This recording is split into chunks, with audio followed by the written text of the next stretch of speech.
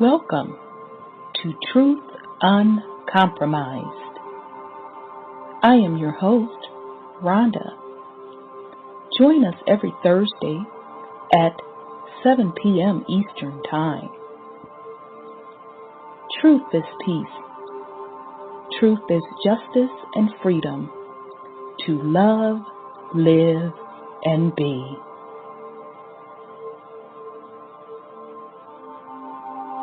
Music provided by sourcevibrations.com.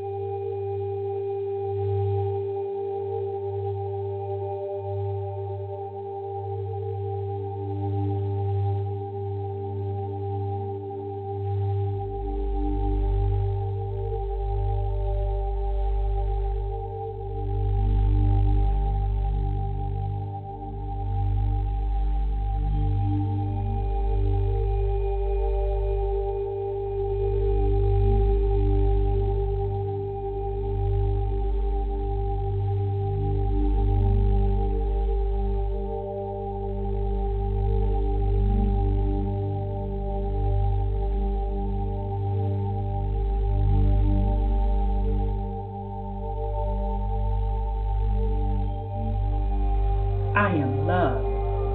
I am peace. I am free. I have abundance. I have everything within me. For I was, for I am, for I always be. We are love. We are peace. We are free. We have abundance. We have everything within us. For we are, for we will always be. For Mother Earth is love. For Mother Earth has peace.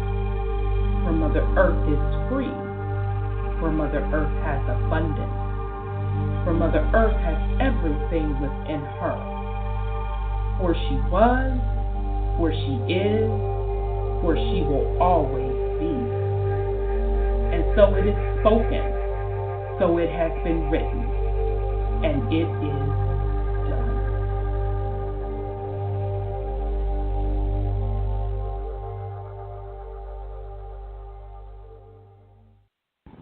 All right, family. Welcome to the Truth Uncompromised show. I am your host, Rhonda, and tonight is Thursday, November 2nd. And we have a great show planned for you tonight. Tonight's topic is poverty pimps, fleecing the less fortunate. So I am really excited about doing this show. There's a lot of things going on within the quote conscious community and around this planet in general, just with so-called self-appointed leaders hustling the community and specifically the melanated community. So we're going to go in real deep tonight. We're not going to spend a lot of time on the organized church religions because most of you that are joining this show, you already know what that is particularly. I'm going to spend a lot of time tonight going in on the conscious community within the for the melanated people. So with that said, let me see. Okay. My lines just jumped, so let me see. Let me bring on Brother Wendell. Here we go here. Greetings, brother. How are you? Greeting. I'm like cabbage and mashed sweet potatoes. I cooked me a pot of cabbage this week too. That's funny that you mentioned it. Yeah, man. That's good. You finna go in on them folks again. Yeah, well, you know what? Because, the last couple of little calls, it was coming up inadvertently, probably like the last 4 or 5 calls, and I cuss them out, call them a bunch of MFSBs, this, that, and the third. So they need a dedicated show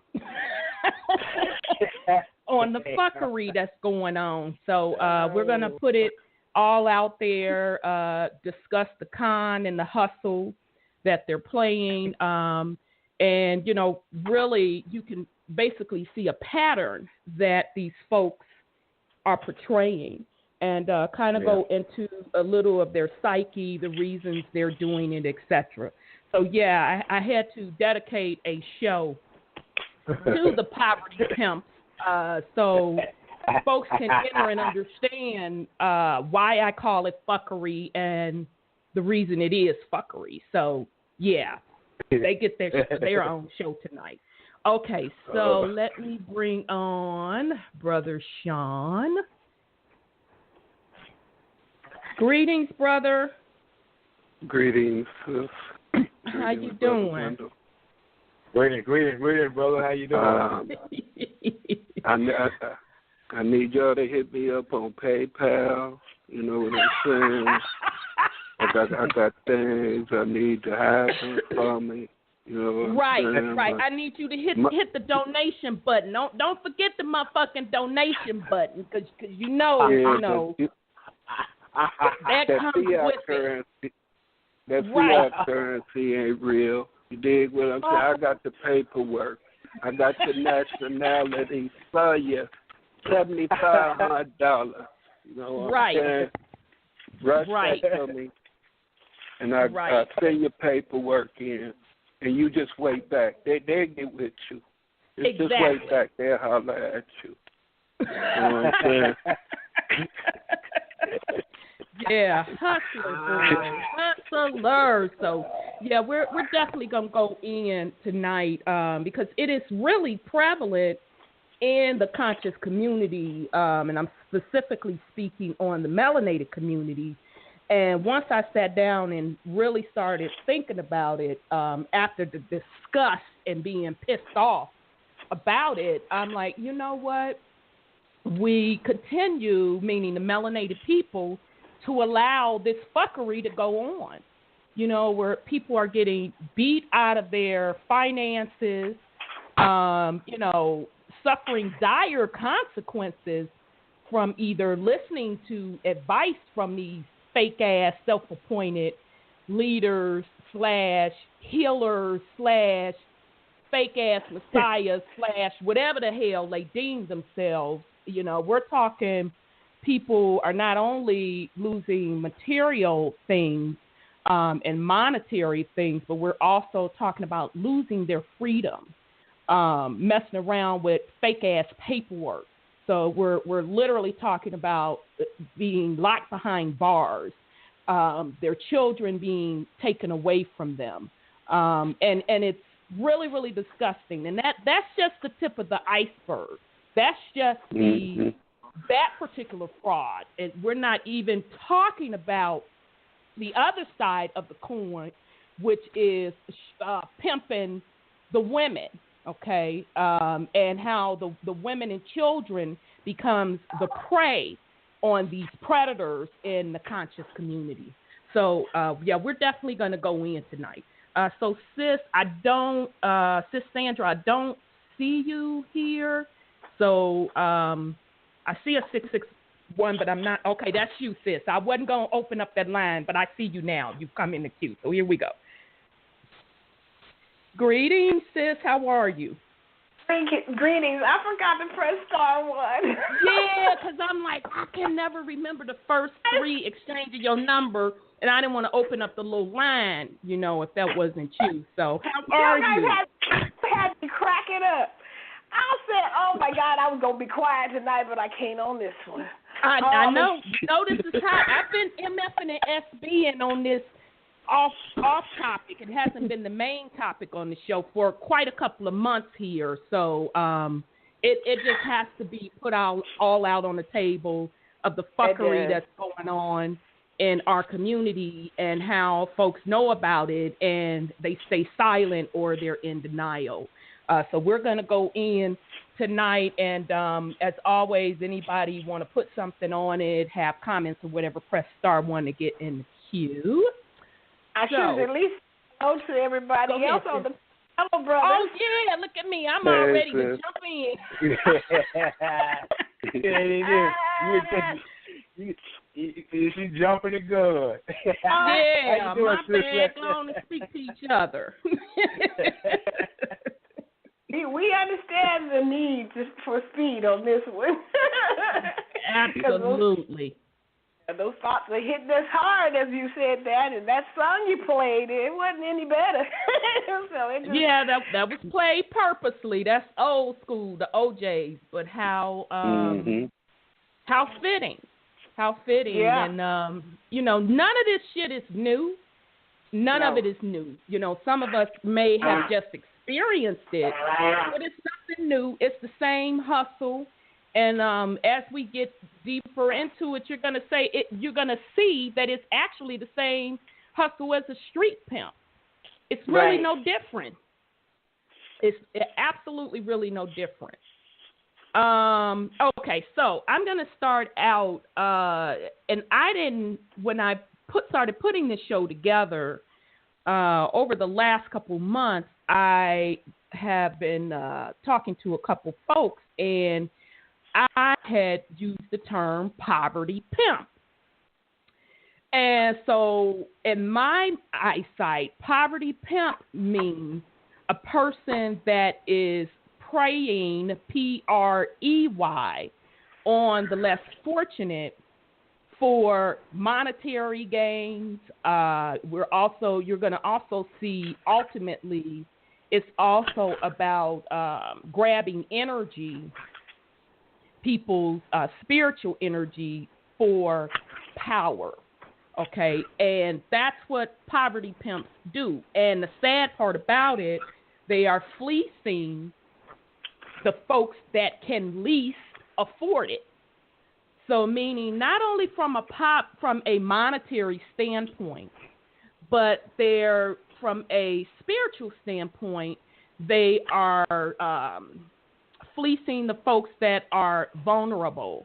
So meaning they may have a difficult time going on in their life, especially people that have just come out of the spell of religion, okay, when they figure out how that was pretty much all bullshit and brainwashing, and they get a lot of their information from the quote conscious community, they are also primed for the pickings to be the victims of poverty pimp, because although they have come out of religion or waking up from the spell of religion, they still have not totally broken the spell of being in an organized group to get their sense of livelihood from, okay? So tonight we're going to touch on, not only is it about the physical fleecing, but more importantly, it is definitely a spiritual energy fleecing. So I had thought that I was the only one thinking of this term, poverty pimp.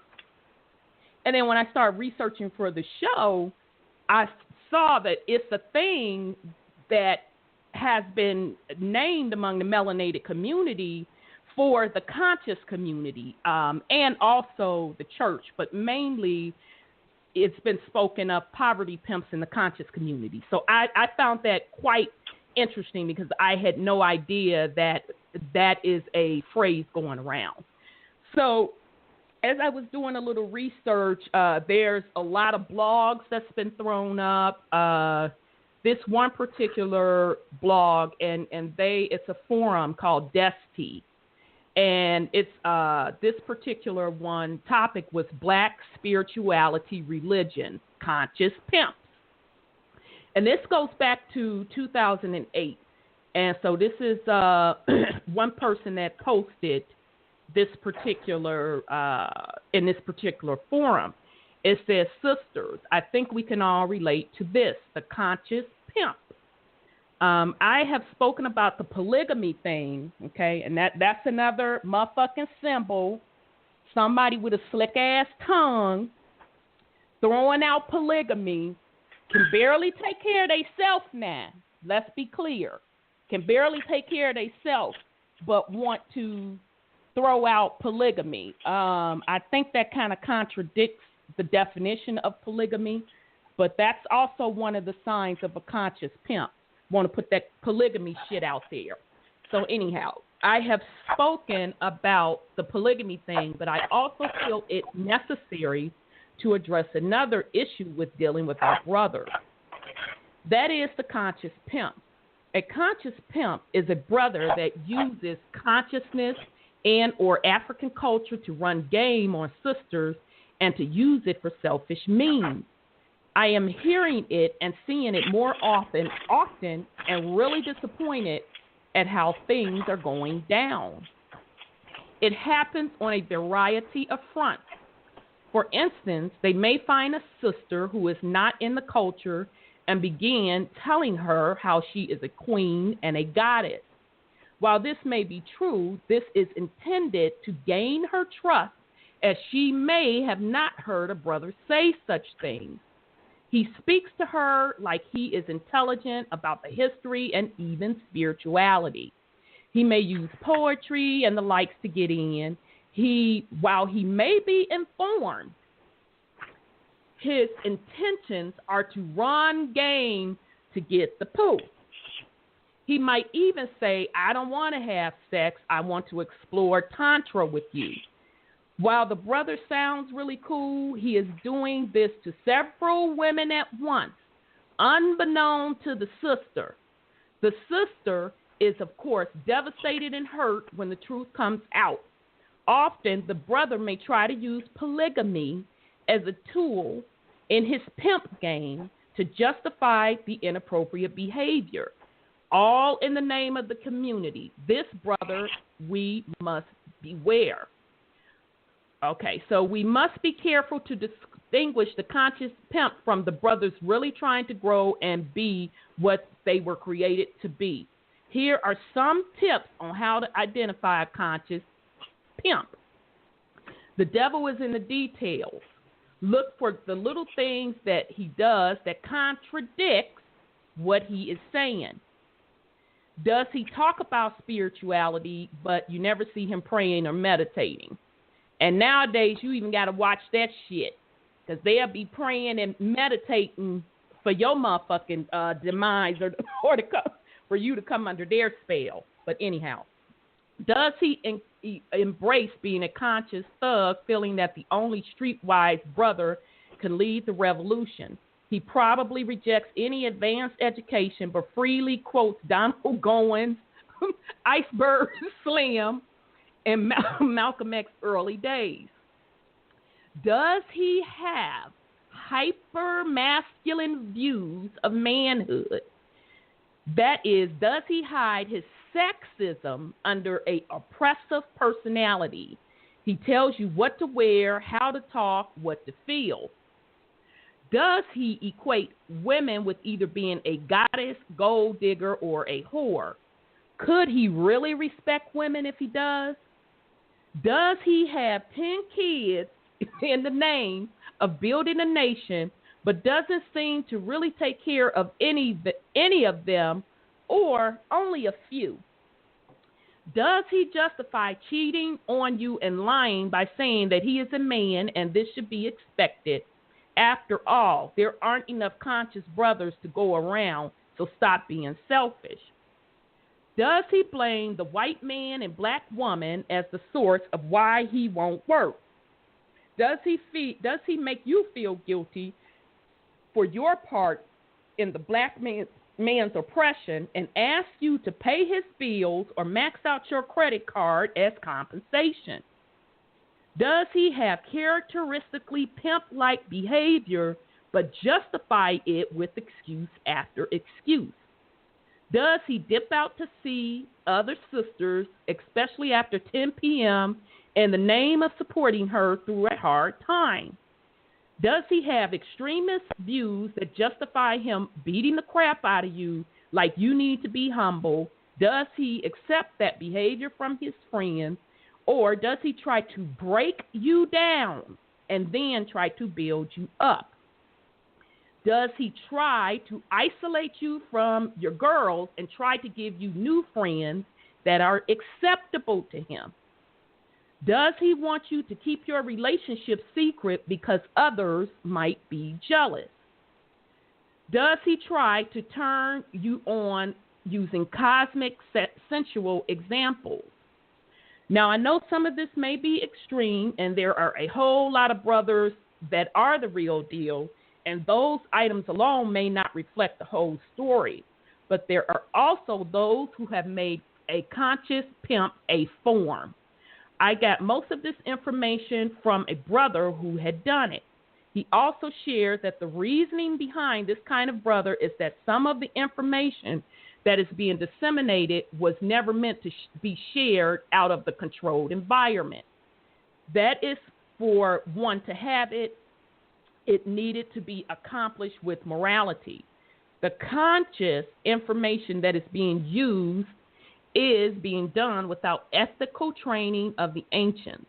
It is important that when you meet a brother that you determine his moral character above his conscious information and don't believe all the hype just because it sounds good.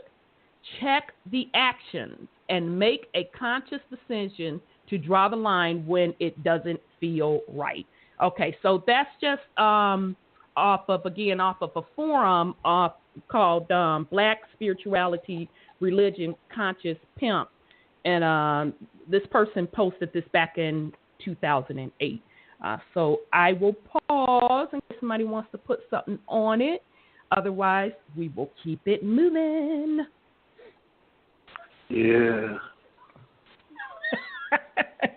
Go on, Brother Sean. I know, but you be cracking me up how you come in all smooth like, yeah. Go ahead on, brother. There's all kind of games that they play. They interfere in your personal relationship. Mm-hmm. Tell you that your man is evil or that he doing this, that, or the other, or that he don't appreciate you. I mean, it's basically the same old thing. It's just wrapped up in a new age package. Right. It's the same game from the 70s. Exactly. 70s, you know, whatever. But these guys ain't no real pimp stuff. Because the real pimps, you knew they was pimps. And they let it be known what it was about. They wasn't pulling on people. Deceiving. Yeah. Mm-hmm. Mm-hmm. You know, harnessing people's souls, which is what a lot of these people are doing. Yeah. I mean, we can look at it from the physical aspect and even beyond the spiritual aspect. It's the soul. Those people that are giving away their powers and consistently being victims are also causing themselves to be trapped here again because they're not vibrating at high enough frequency to get out of here. So you're trapped again. So you're victimized by your own choice. Yes. True enough, these people are taking advantage of you, but you're letting them.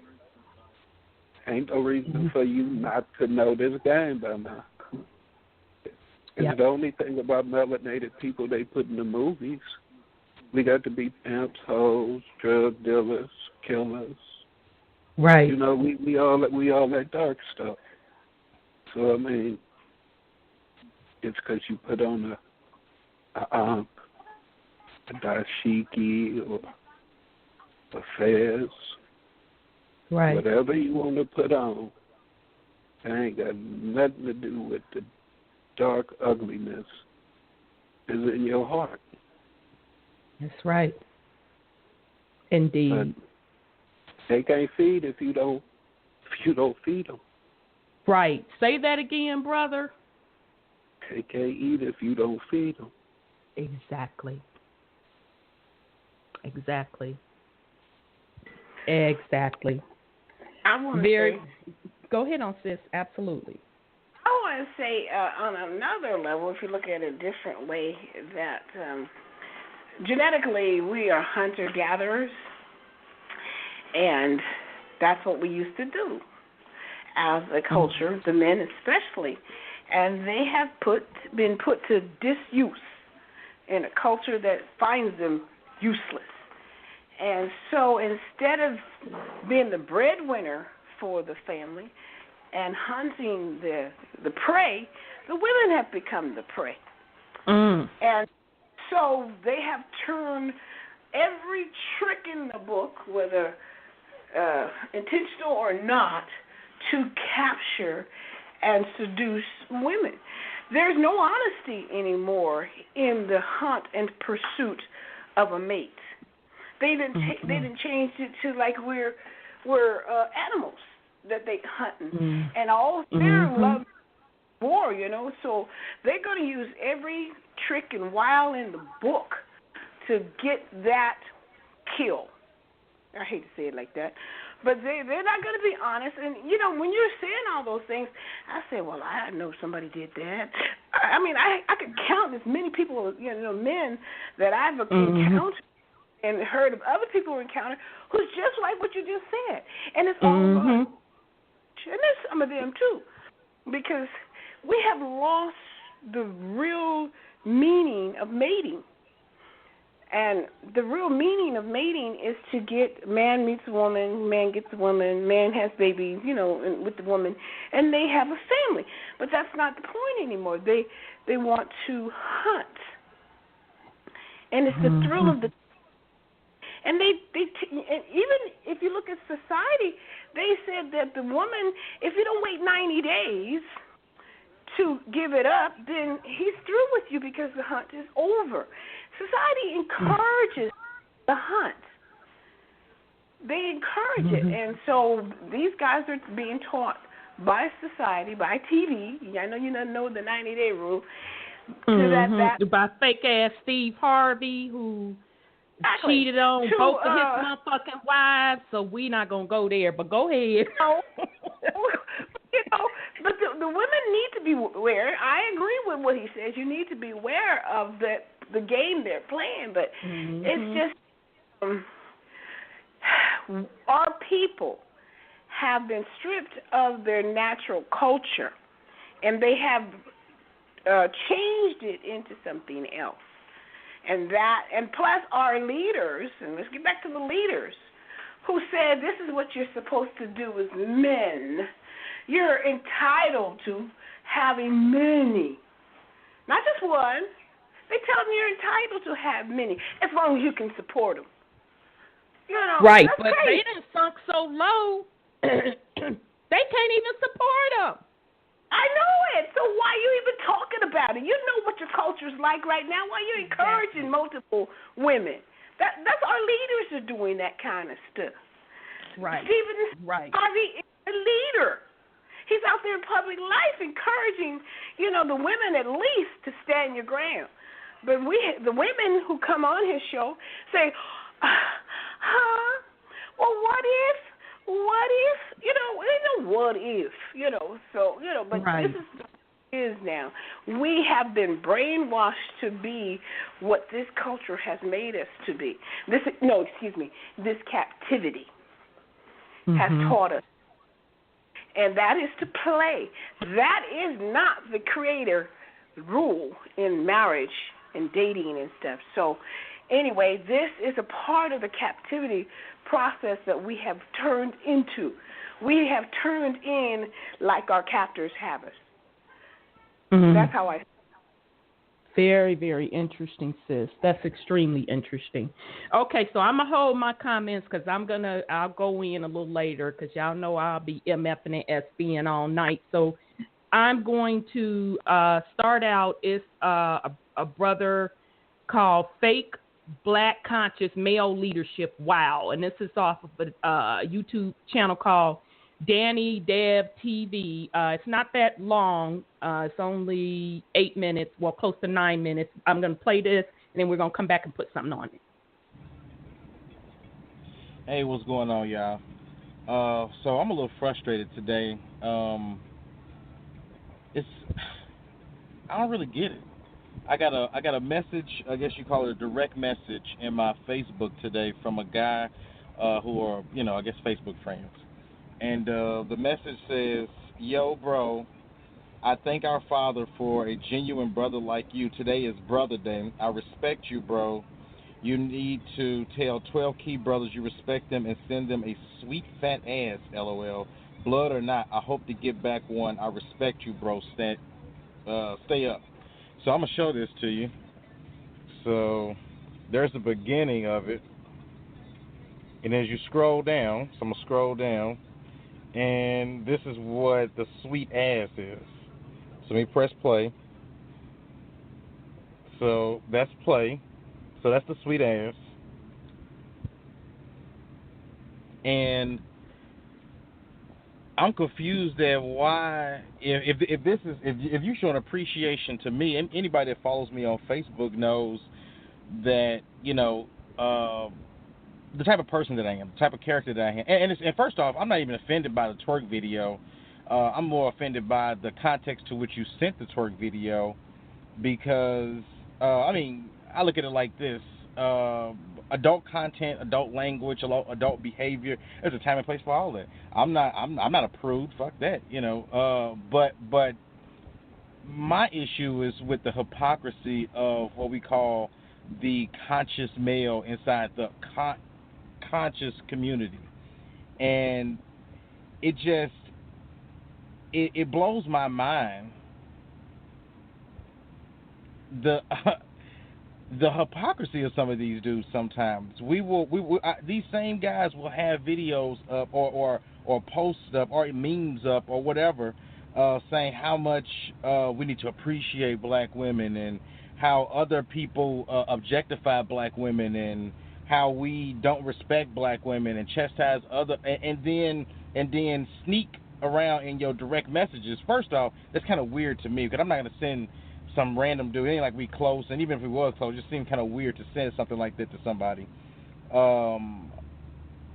Yeah, I just don't understand it. I mean, the hypocrisy levels are like sky high at this point, and this is supposed to be, the new leadership. These are supposed to be the guys who are woke, and this is the type of behavior that they demonstrate on I guess on the back room side. I guess it's supposed to be like a bro code, If that's your code, I'm good on that shit. And this is just another example of why I don't want to be lumped into this conscious community bullshit, because for me, I'm about action.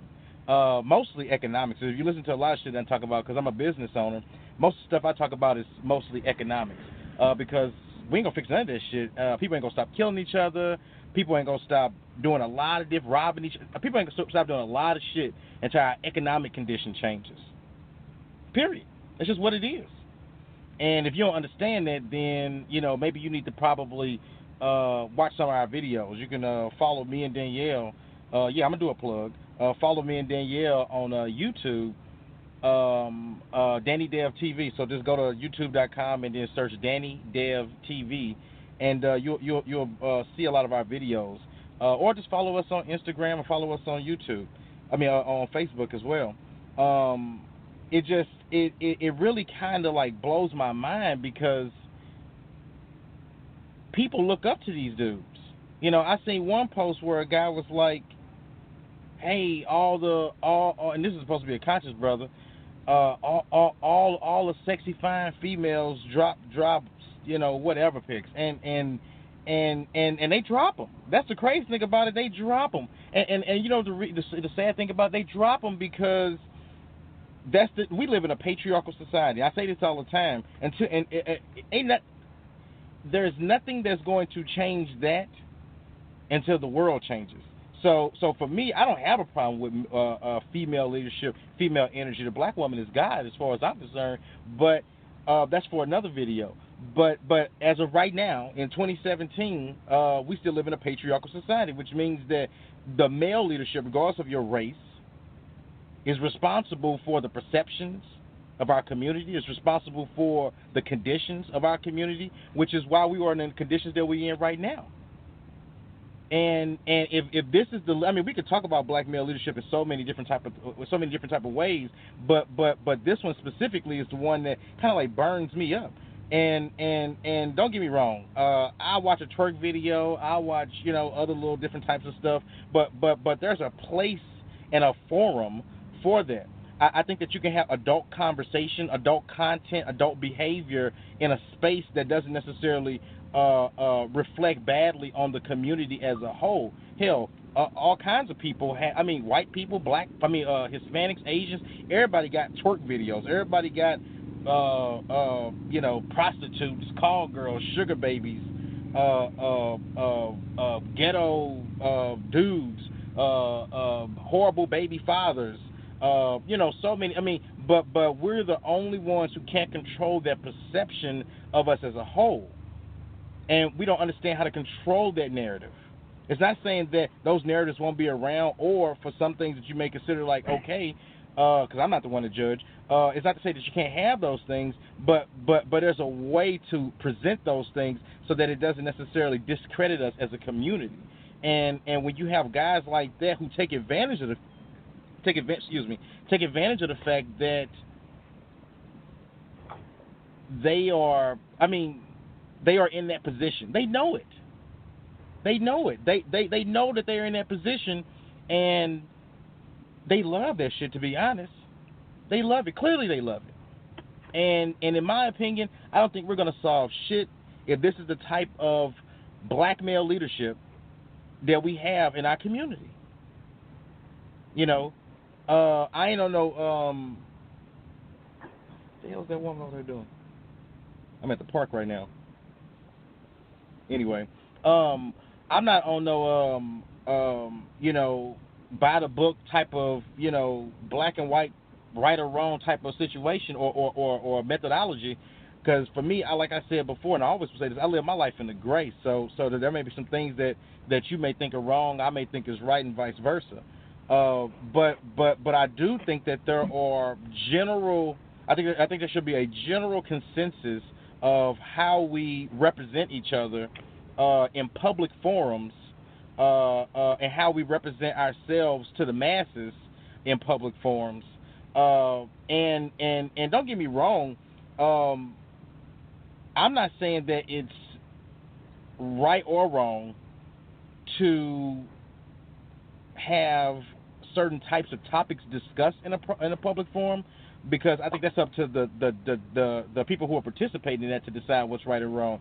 But what I am saying is don't try to be all, don't objectify black women. Black women are so disrespected and blah, blah, blah, blah. And then you send me a direct message saying, I appreciate you, bro. I appreciate everything that you do. It was a chain letter, obviously, so it wasn't that fucking personal. But the word in itself is very specific.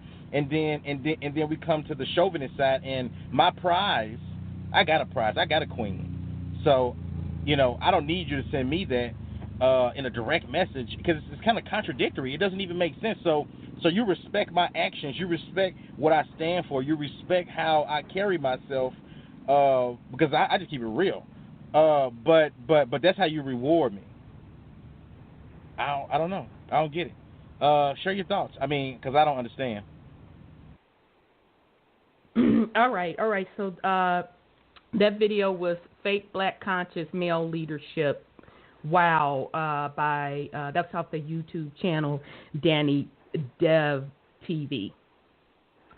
All right. Does somebody want to put something on it? Yeah. But you got to take that to politics also. Oh, yeah. Absolutely. Totally agree. They're all interchangeable, because majority of the people that are the quote-unquote conscious leaders, we know that they have degrees and Masonic and Boule membership. And it's really not so much as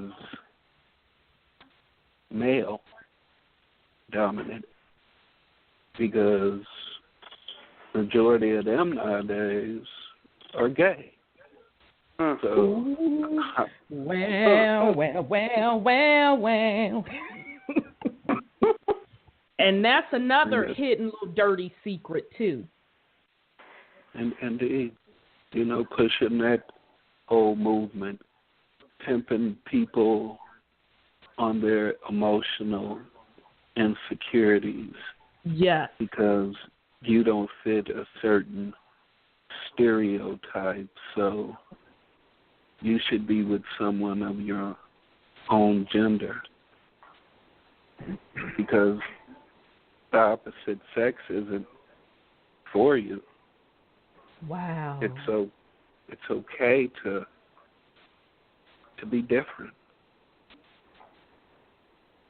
And indeed it is okay to be different. But when you cross that line of being unnatural, but that's all a form of vampirism also. Mhm. And because it's oh, I'm sorry, go ahead. Because they feed off of that insecurity and the fact that those individuals are spiritually open to anything. Mm. Wow. It's interesting for me, before I forget, that you brought in the hidden practice of homosexuality that's happening behind the scenes with a lot of these fake poverty pimps, because all of them teach the opposite. Mm-hmm. Which, again, and I've always said this, I don't give a damn what nobody do in their bedroom and with whom they do it with. That's not my concern, nor is that any of my business. But now, you put out there fake conscious pimps and the folks that support them to their own not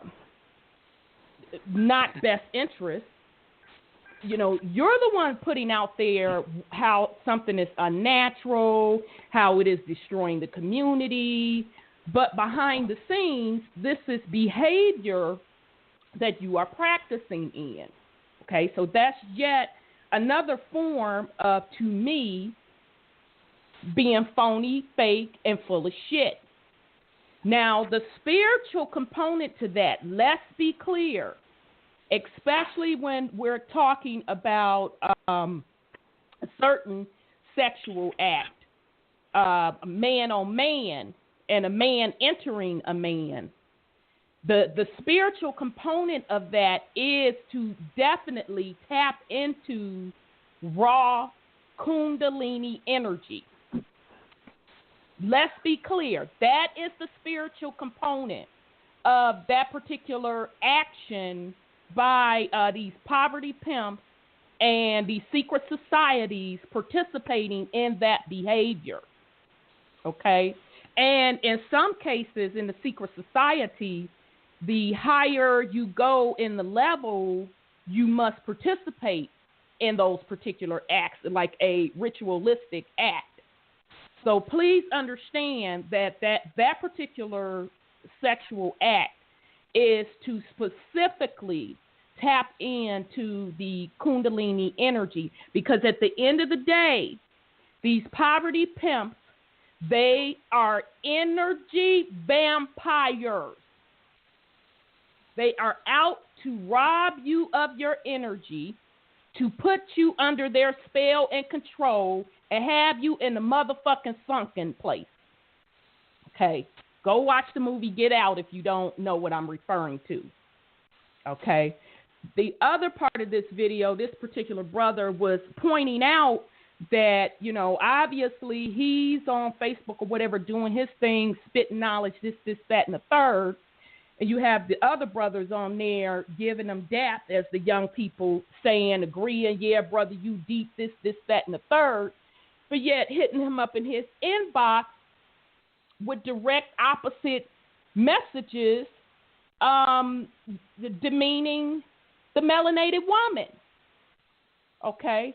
And my thing is, with all of these conscious pimps, poverty pimps, and those who participate in the fuckery, the men and the women, we're going to get on you too, but you're doing it for a specific reason that's different than what the men are doing it for.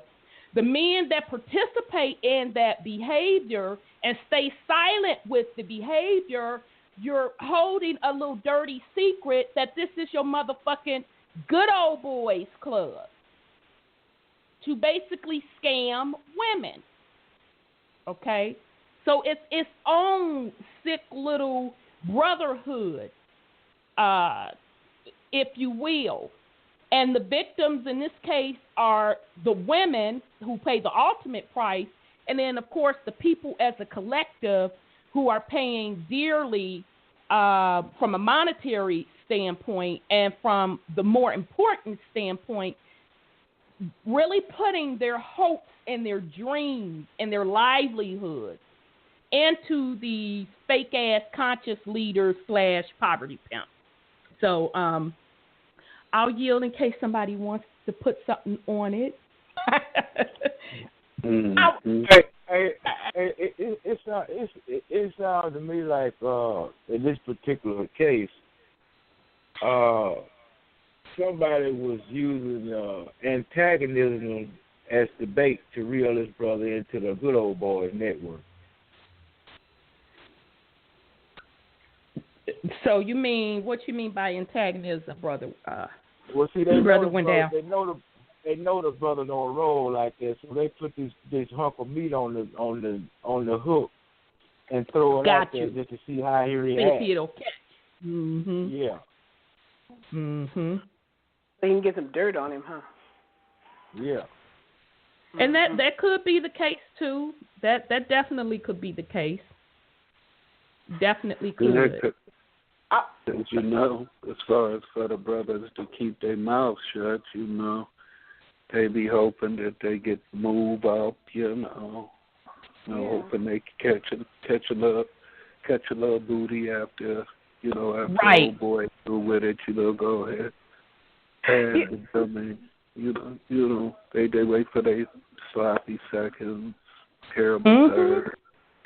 Yeah, they then eventually wind up falling out and try and take some with them, play the sympathetic role, dude was dirty, this, that, and the other. Right, but they not going to tell it all. They not going to tell it motherfucking all as they, quote, quote, telling on somebody else. But I'm sorry, go ahead on, brother. You already know that they ain't going to tell it all. But right. Then at the same time, they catching them off the rebound. Mm-hmm. He a dirty dude. We all vibing on the same frequency. We can go ahead and do this together. Me, you, all sad, lying ass. He get calling off all the names, making them feel like they conscious, but you put them back to sleep because you're basically using dead energy. Yes. I mean, as far as for these conscious pimps, and they sitting up teaching people these old rituals. These rituals ain't just fall out the sky for no reason. Right. We're no longer in that age. Those rituals worked at a certain frequency in which we're no longer at. We're above that. Right. If you're a god, you're supposed to be creating your own rituals, not doing somebody else's. So you setting yourself up for a fall, following somebody else anyway. Absolutely. If within the first 30 minutes of you having an actual conversation with the so-called master teacher, If they ain't telling you to go within yourself, you about to be pimped. That's right. Severely pimped. Now, I want to say something. Sure thing, sis. You know, Brother Wendell has a point, and I was going to come in with this point, is that a lot of these conscious leaders are agents for our enemies. And their job is to keep us immoral on the level that they can blackmail them to do and say and act like they want them to act with the people. Because they're getting paid by the identity thieves, the land grabbers, the ones who've taken what's ours, you know what I mean, to do these things, to keep us on a level that will not bring us back to the level of frequency, if you want to use that word, righteousness, I'm going to use the word, that we're supposed to be operating at as a people group. And they keep us acting like they act. We'll never get back what was taken from us. We'll never get back our identity. We'll never get back our property.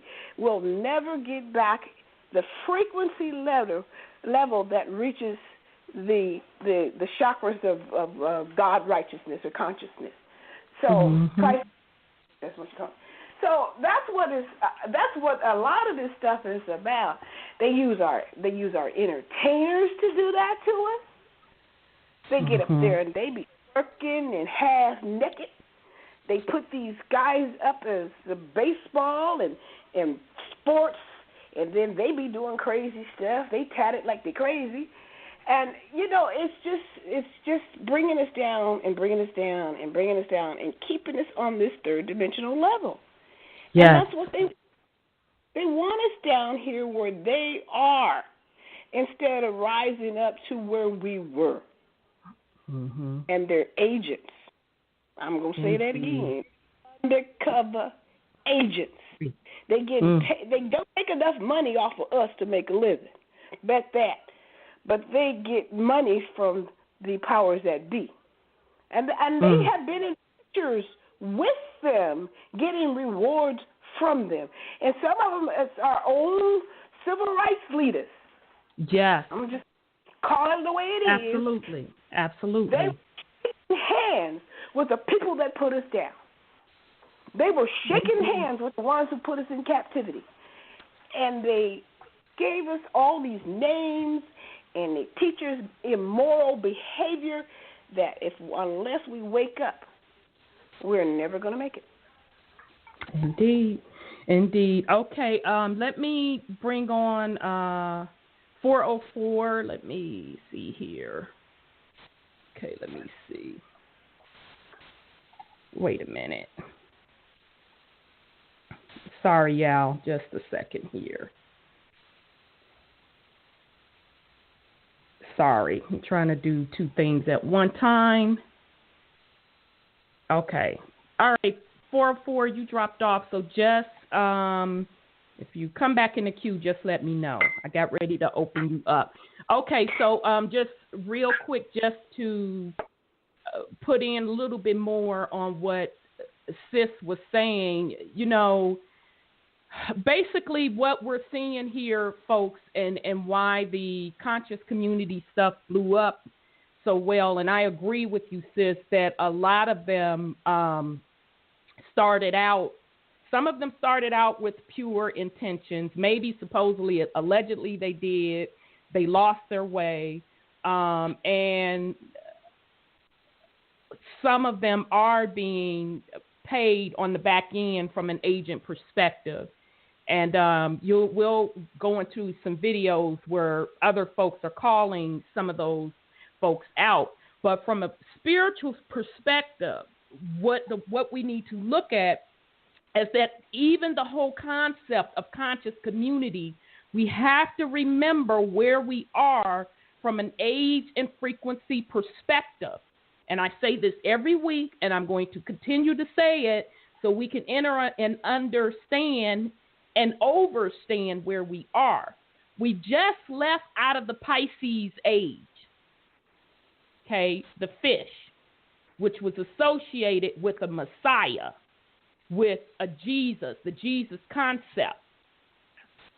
Okay, those entities that have no other choice but to feed off of others for survival. They know that when the age of Aquarius started, that the concept of religion and a Messiah is gone. And not only that, that the level of frequency would begin to rise on this planet. And so with the consciousness of the people, which would make these entities obsolete. So meaning the whole religious concept, the Messiah concept, all of that. So therefore, they have no other food source. So what's the best way to trap people just coming out of religion and a savior, a Messiah concept? Come up with something new, okay? So you put a little bit of the truth out there, talking about spirituality, talking about the true history, talking about the prophecy, but in all, it is still the same structure as a Messiah concept, because these poverty pimps set themselves up, deem themselves with a title, and make it so that all must come through them to get X, Y, Z. And that's not the fucking age that we are in. Okay? But they have no choice to do that because, as Brother Sean said earlier in the show, they must be fed.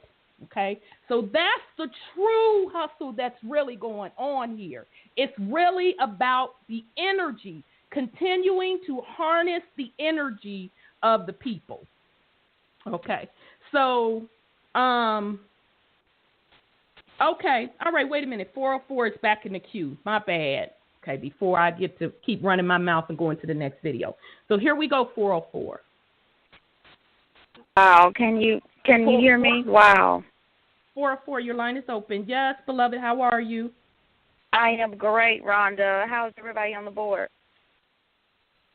Good. Well, Wonderful. Thank you for asking.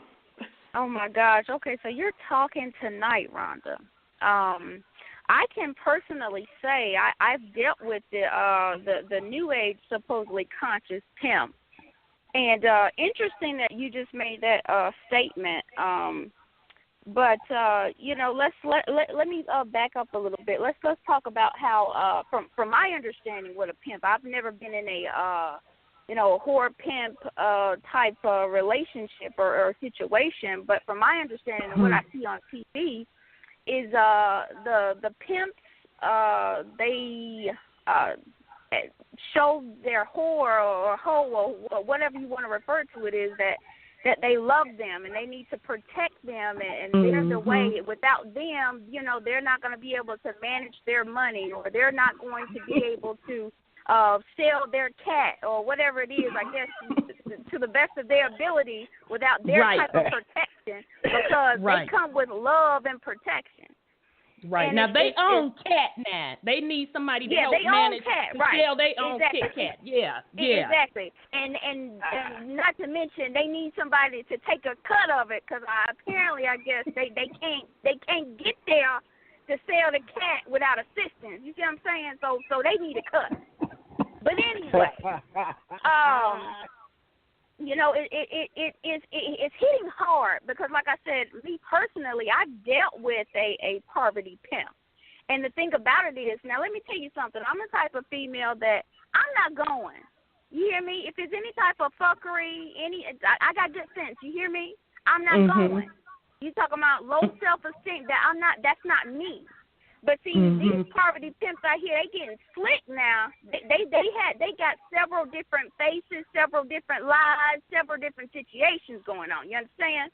So I was actually in a situation where I actually got to witness a poverty pimp. You know, he came my way. He was actually, like you said, mentioned earlier in the show, that he came as a predator. You're talking about nice is I don't know, act like he got good sense, very loving, can tell you about love, truth, peace, freedom, and justice, can tell you about any type of holy book that's out there, can tell you the importance of love and loyalty and you know, all those different things. And as time went on, I began to see how this particular, very well known in the conscious community. As a matter of fact, he's known as a god.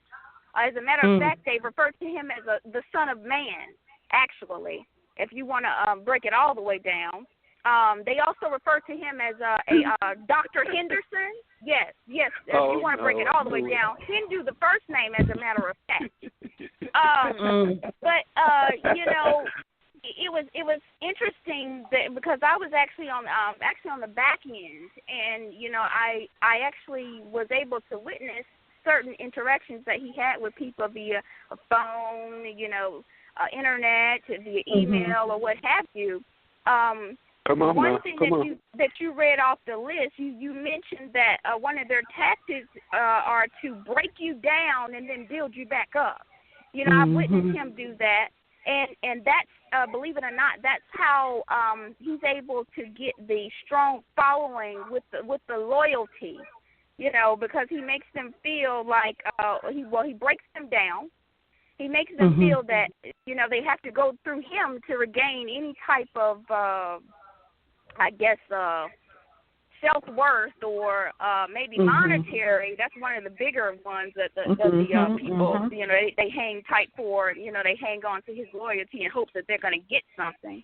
And they just don't know that there's nothing for them to get. But I guess all the stories sold and the fake embassies that open up every now and then, or, you know, every now and again when they, you know, skip, hop, and jump to apartment to house or whatever that they're claiming is this embassy for the people, that I guess apparently that only a couple of people know about, you know. But anyway, y'all, I'm going to give you a chance to ask some questions.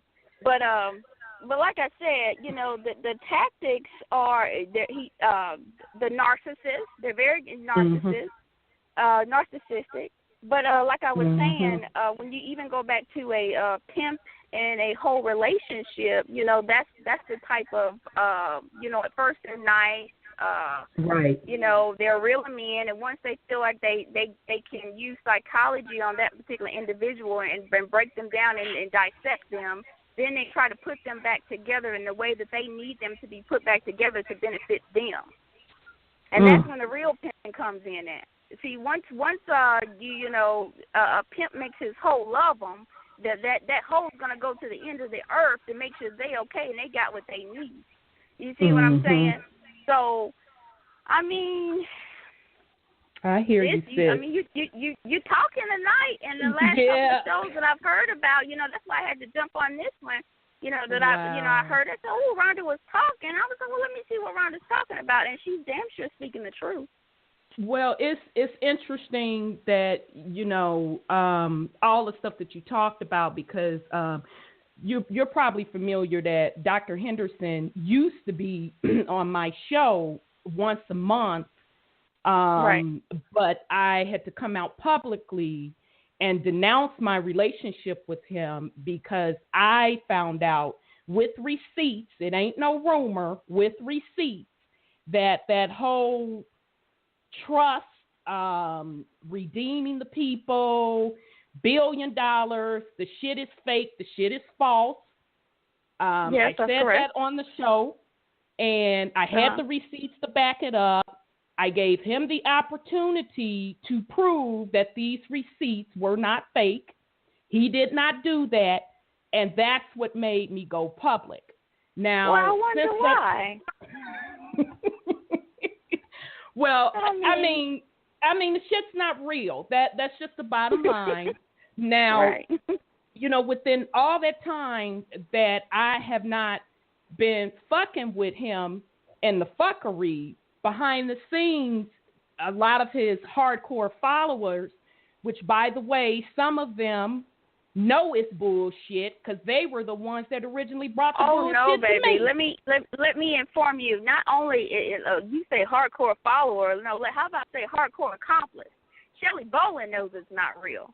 I've had a personal conversation with her, personally, and, she knows it's not real. But because of the love and the infatuation that she has with her pimp, she's going to make sure that he's protected.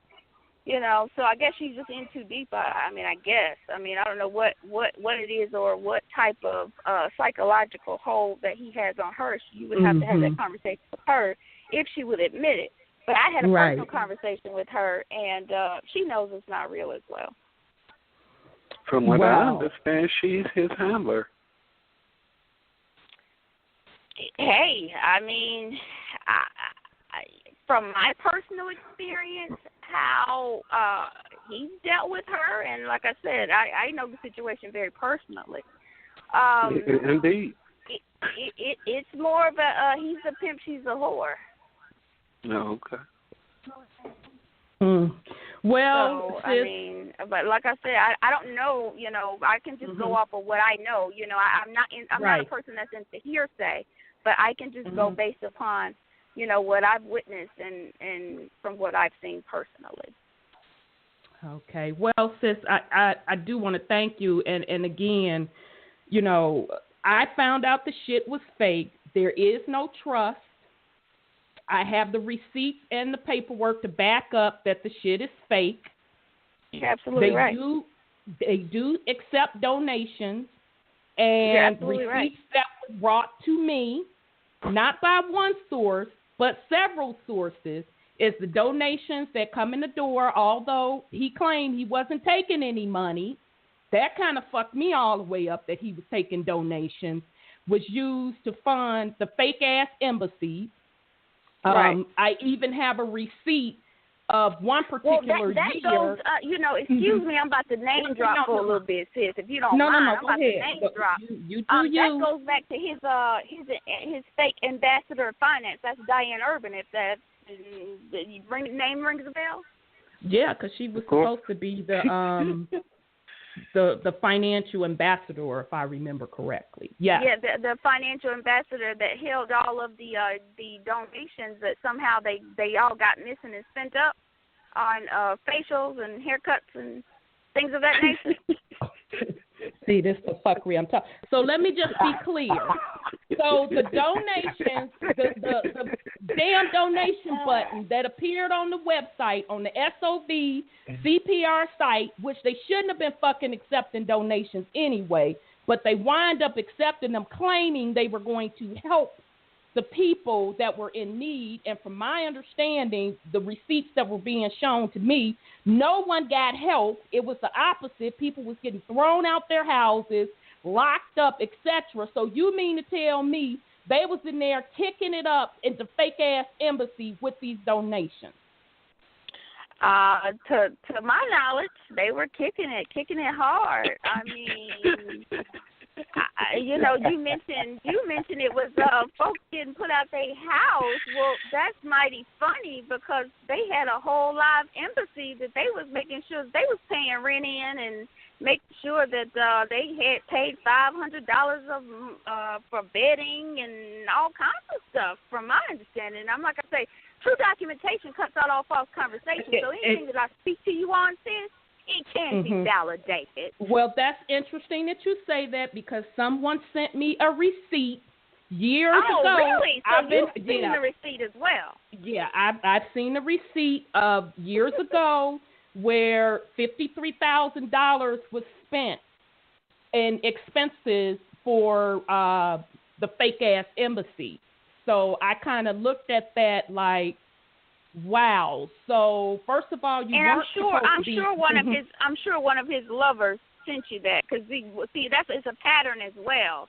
See, all these women, they get involved with him because he tells them that he has no family, he has no personal life, this, that, and the third. So they feel like I guess they're going to be the next Mary Magdalene or whatever, however the prophecy goes. I'm not sure, but he brings them in. That's the whole pimp game. Tells them, and it's the melanated woman that is the target, because everybody knows don't nobody go harder than a melanated woman if she feel like she know that she know that she know. Right. So that's a tactic. I'm sure one of his lovers sent you that, because same thing with I guess Diane Irvin. I guess she felt like she could get close to him.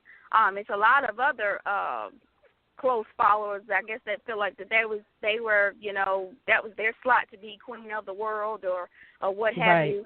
And let me name drop for a minute here. Because I'm calling them all out. Truth is what it is. Truth. It's time. Truth uncompromised. Truth uncompromised. A name by the name of Shama. I'm pretty sure that's probably where you got the receipt from, sis. I'm not going to say where I got the receipt from, but I do have the receipt out of respect for the person, and the person wanted me to have the receipt to prove that the shit was motherfucking fake and false. I've had it for quite some time, and that's why all of his followers that step to me with the fuckery, and when I tell them I know that it's not true, they get an attitude, and why I have to cuss them the fuck out.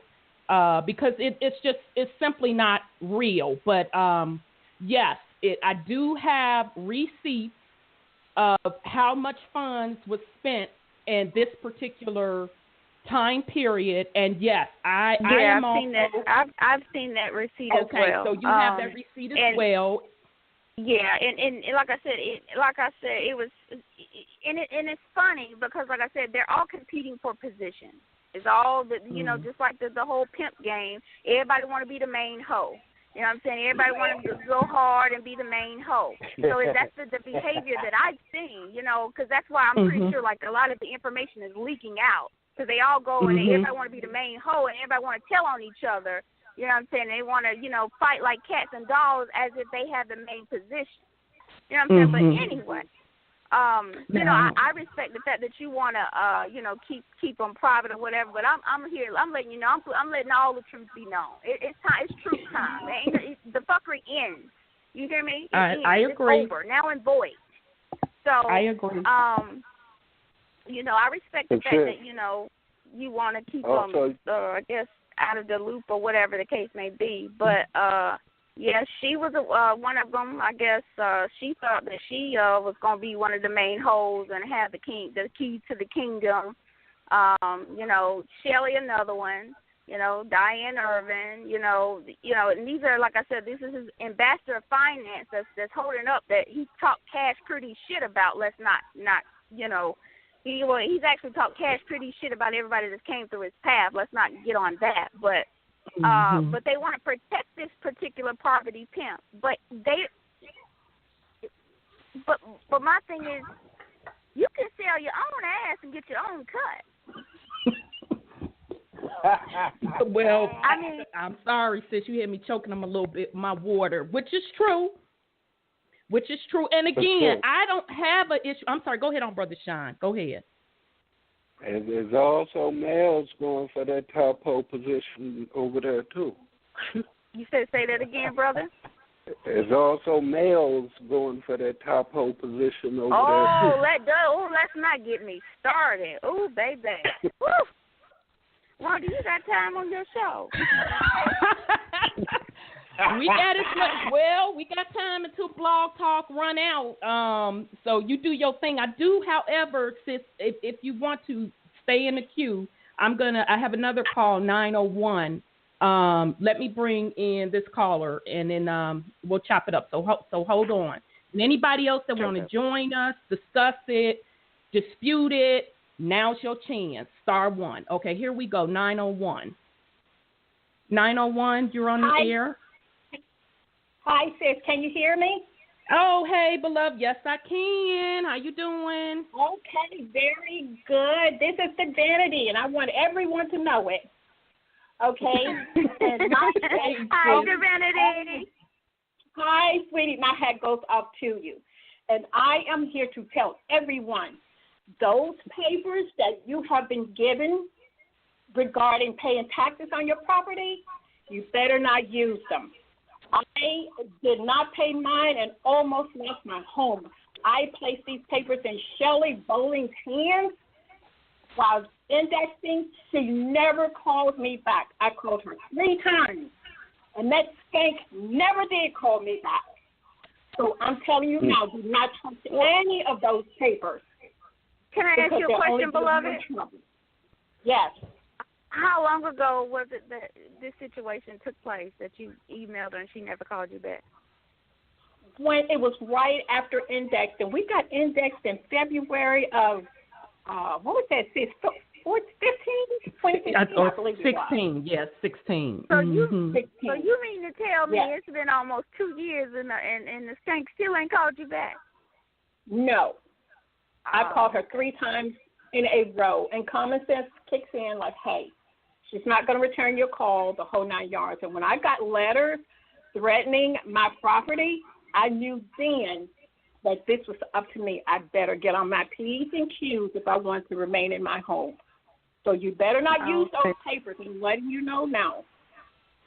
So, sis, you're referring to the papers that are no longer on the site, by the way, that they had on the site telling people to use when you go into court, and people been thrown the fucking jail using those papers. Yes. The papers that they were telling you to send in to the mortgage company, to the bill collectors, woo-woo, etc., for your child support, and people have been put out their homes, etc. So now I was told, I don't have receipts on this particular part, but I was told that the county in Dallas, I forget the county in Dallas's name.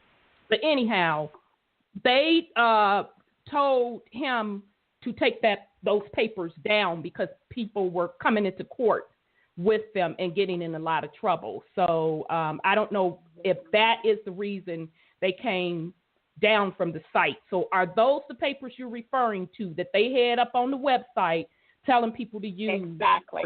Okay. Yes. Okay. I just want to make sure. I don't want to put no words in your mouth. Now, from my understanding, and you read something earlier in the show, sis, let me make this statement and then I'll be quiet. You said you have to pay close attention to when they say something and I guess it doesn't take place or resonate, or I'm just not sure how that went, or to pay attention to the red flags. But from my understanding, how he's hosted his calls always from the beginning, he'll let you know that God will always call you back. I believe he made that statement. Excuse me, he didn't say God, but he was talking about himself. But we all know that he referred to himself as God. But he said that he would always call you back. He said, and so you mean to tell me you've been waiting almost 2 years and you ain't got your phone call back? Never. Oh, okay. Not yet. Okay. And Shelley, my papers were placed in Shelley's hands, and sis is my witness. I was a witness. I was there with you.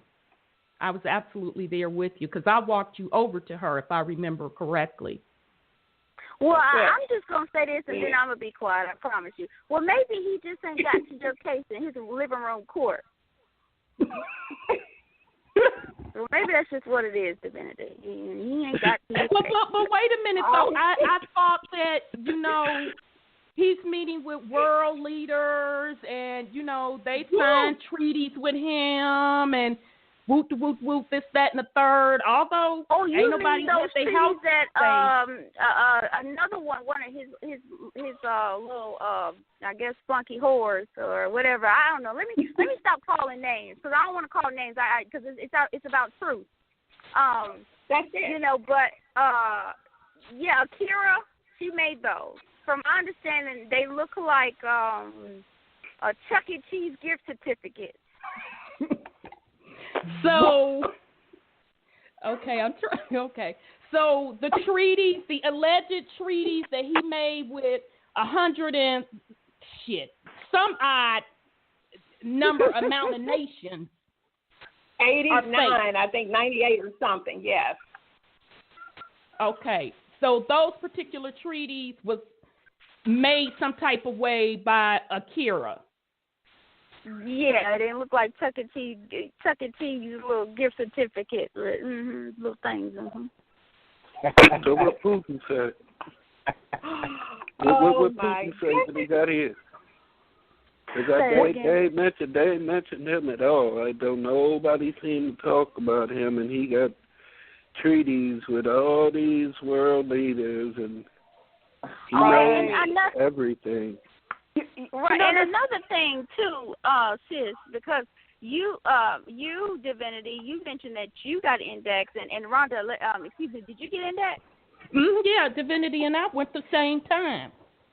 So that was in 2015, you said? I think 16. Yes. It's 16. You know, because you know his zombies love to forget. So did you get any type of identification from him? What identification? No, as a matter of fact, when we were getting ready to go there, we were told that when we came in, we would be leaving with identity. Right. Oh, no, I forgot. He was too busy dealing with the U.S. military on treason to get y'all shit together. I'm sorry. That's what it was. Excuse me. I'll be quiet. No, I'll be quiet. No, you're fine, sis, but no, you're right.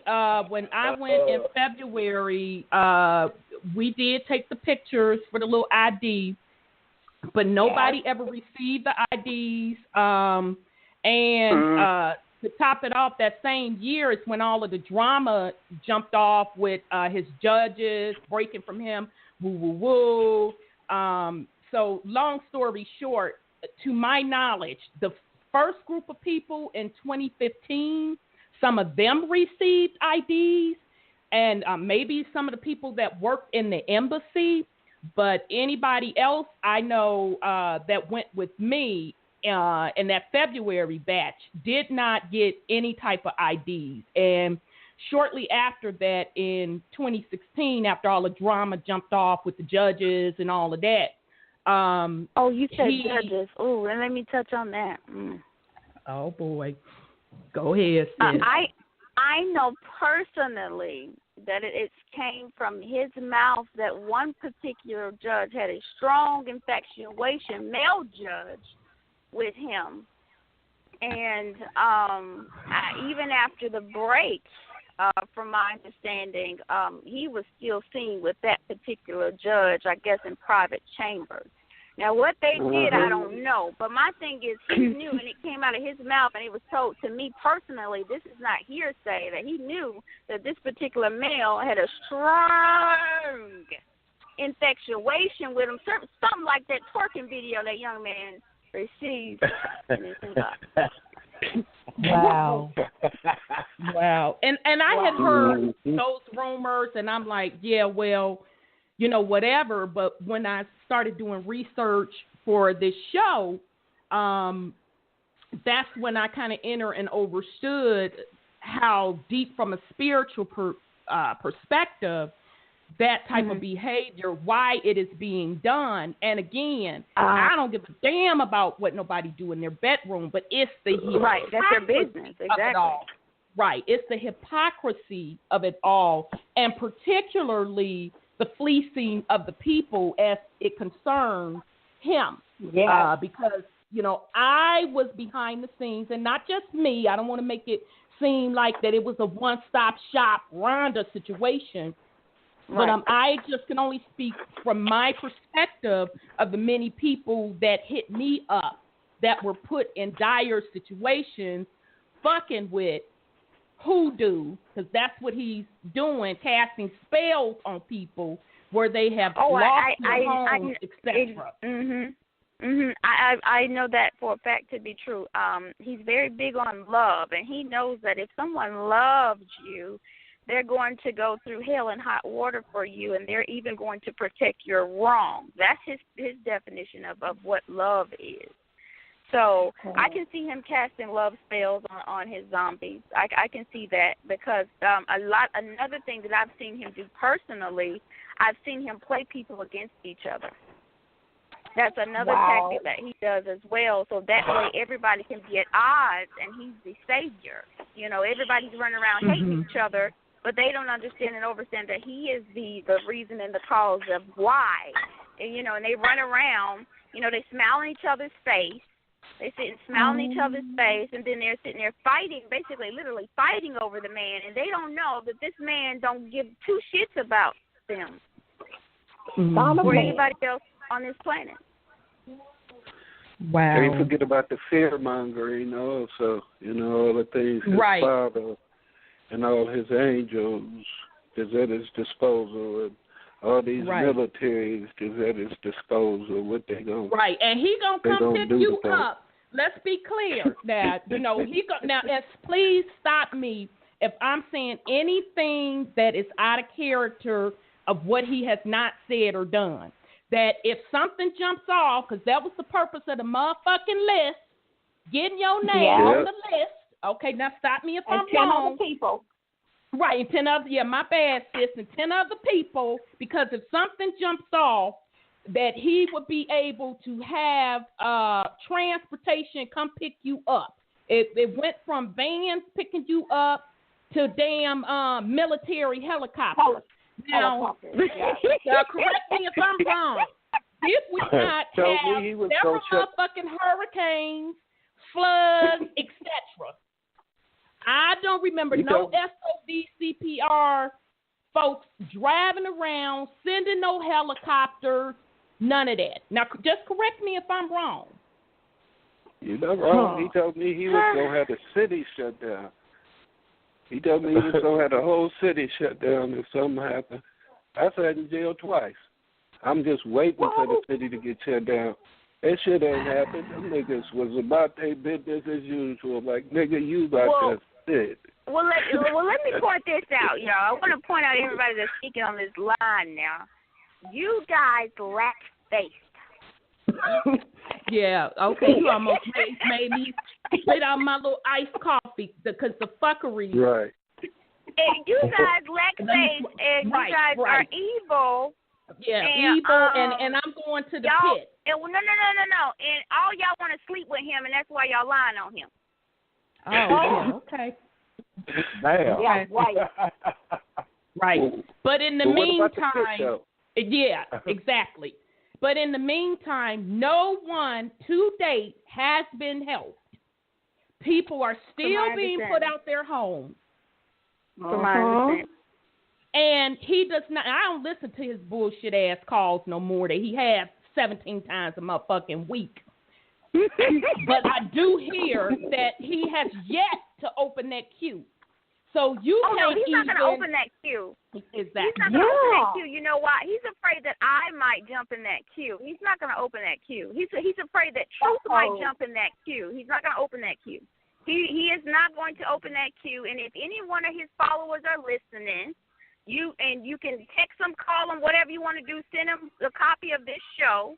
They can jump on the line. Press well, jump on the line. Star one. You let them know. Open up the queue. So that's a call that's you're informing the people about what's going on. So don't we need to have a dialogue?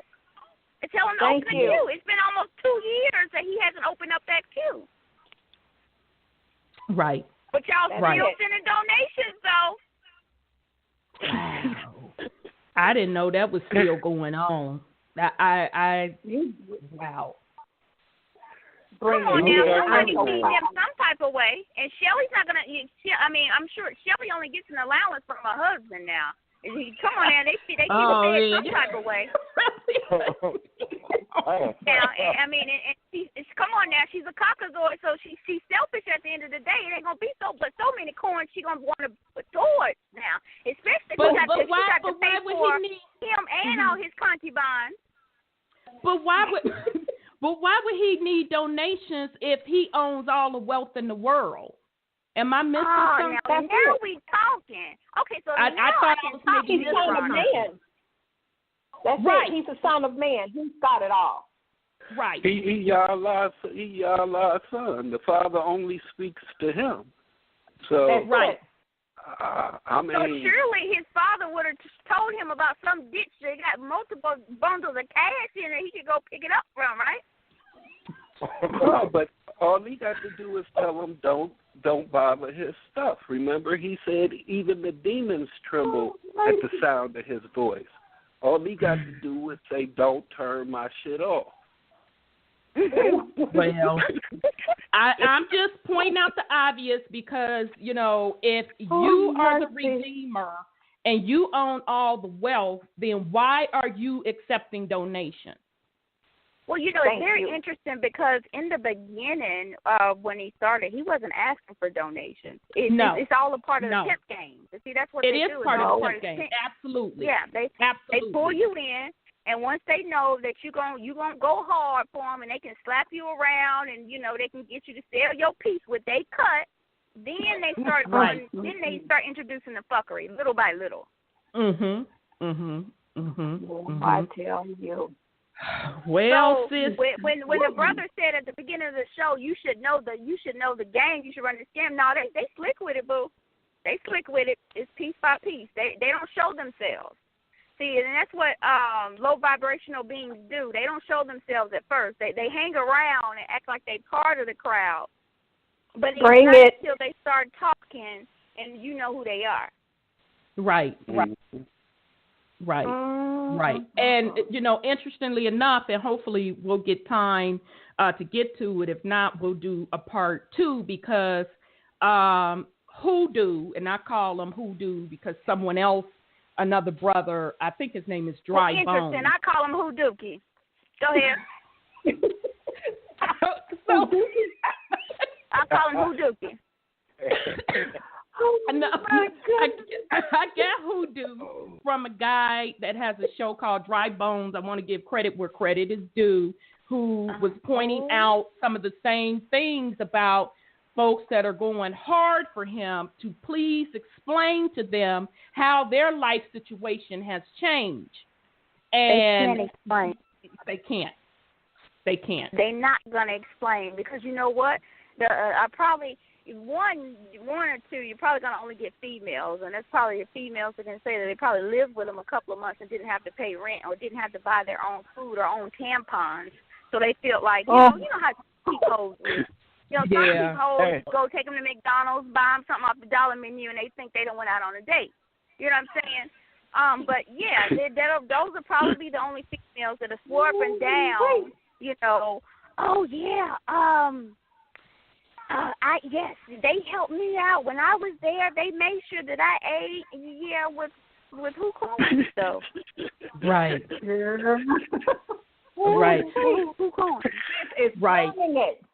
Right. So from your understanding, sis, and I can only go by the receipt that was given to me, that fake-ass embassy is totally being funded by either donations that are coming in off to SOVCPR or his private donors. It is no such thing as him owning the wealth coming from the trust that he set up. Now, let's be clear.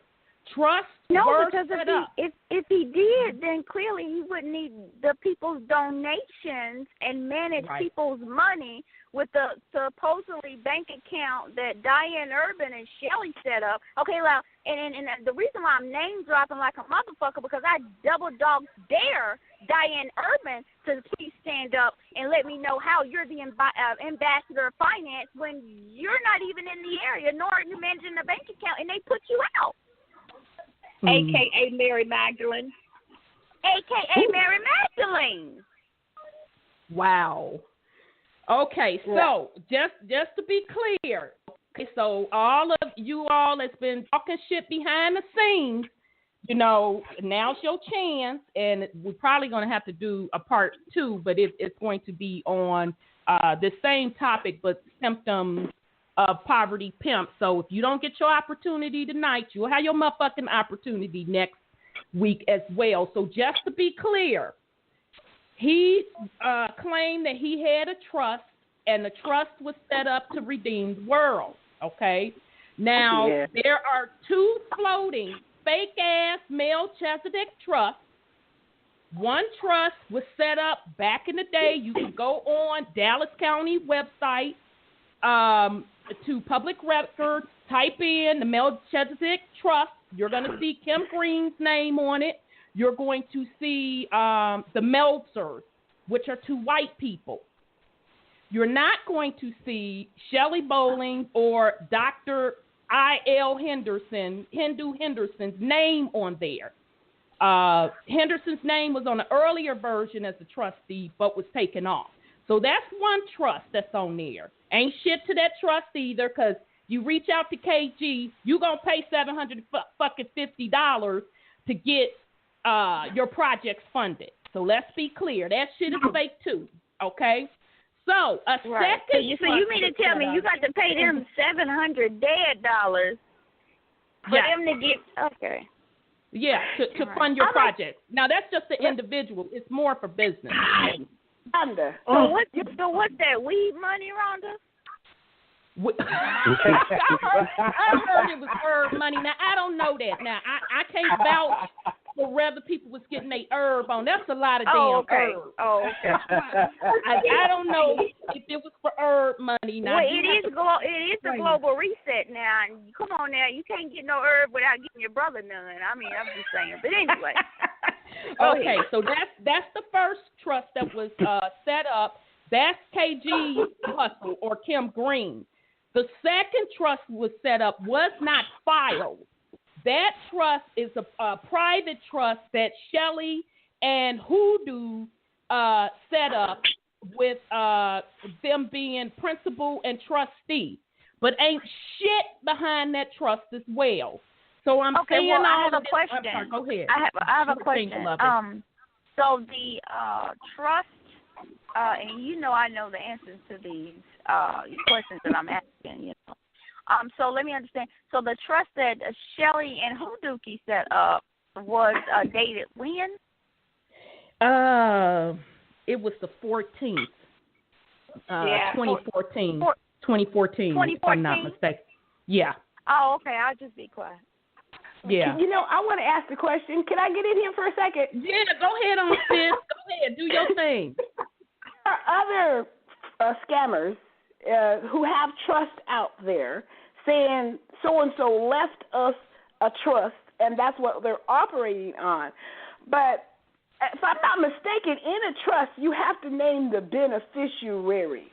True that. And if your name is not there, you're not a beneficiary. But there's a lot of our conscious communities talking about this trust left for his people. Right. And another thing, and not only are people losing their houses, but they're having people convey their homes for being under protection of their organization, their temples, and all this kind of stuff. We have to be, prepared. People don't do these things. They're not there for your best interest. And if your name is not on that trust, Sandra so-and-so, so-and-so, Janet so-and-so and so-and-so, Glenda, whatever, you're not a part of that trust. Right. See, that's where the faith come in now. Come on now, that's where the faith come in at now. Right. Right. They need y'all to have faith in this trust now. Oh yeah, right. All right. And it's let's not written there because you got to have faith. And let's take it a step further, family, because anybody can set up a trust. Anybody. Yeah. What do you have to back it up? Where is the collateral? Thank you. Prove that you have the collateral.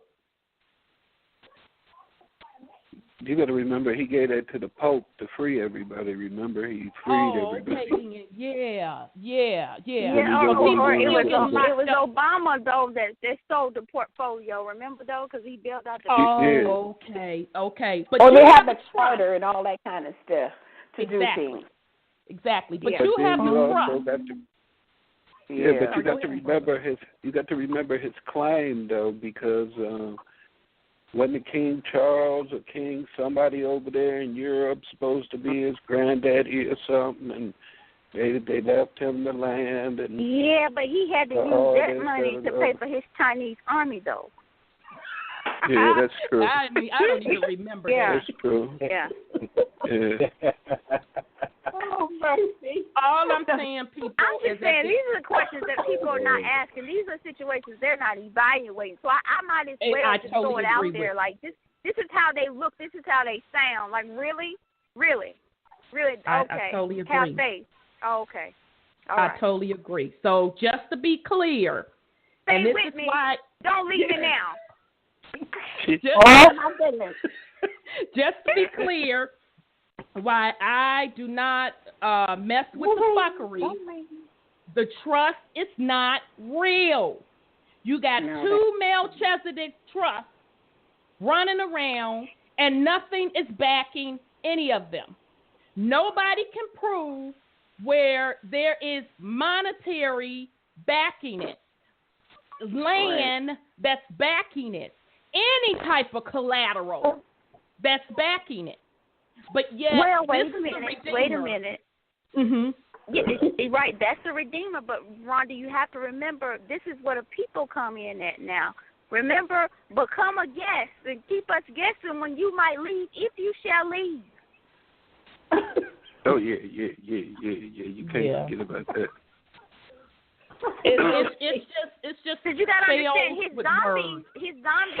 He's collecting these people, and you got to understand that all these people that he's collecting, they have talents. They all have talents. They all have something to give, and he's utilizing their talents, just like the pimps utilize the hoes. Some hoes have better punani than most, or some, or whatever y'all want to call it. How y'all classify y'all hoes. Some of his zombies have better stuff to offer than some, so he needs these people. That's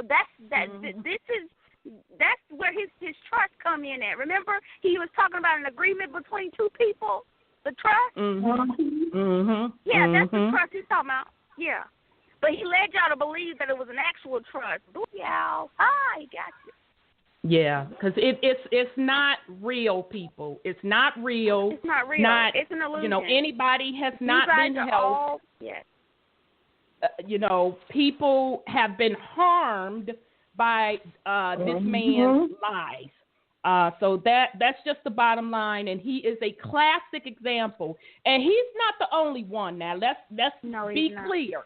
He's not the only one. He's just the one that I know of personally, because the fuckery was being brought to me, and I only know a fingernail worth of the fuckery that was going on because I wasn't deeply involved in it. Okay, so but the pattern is the same.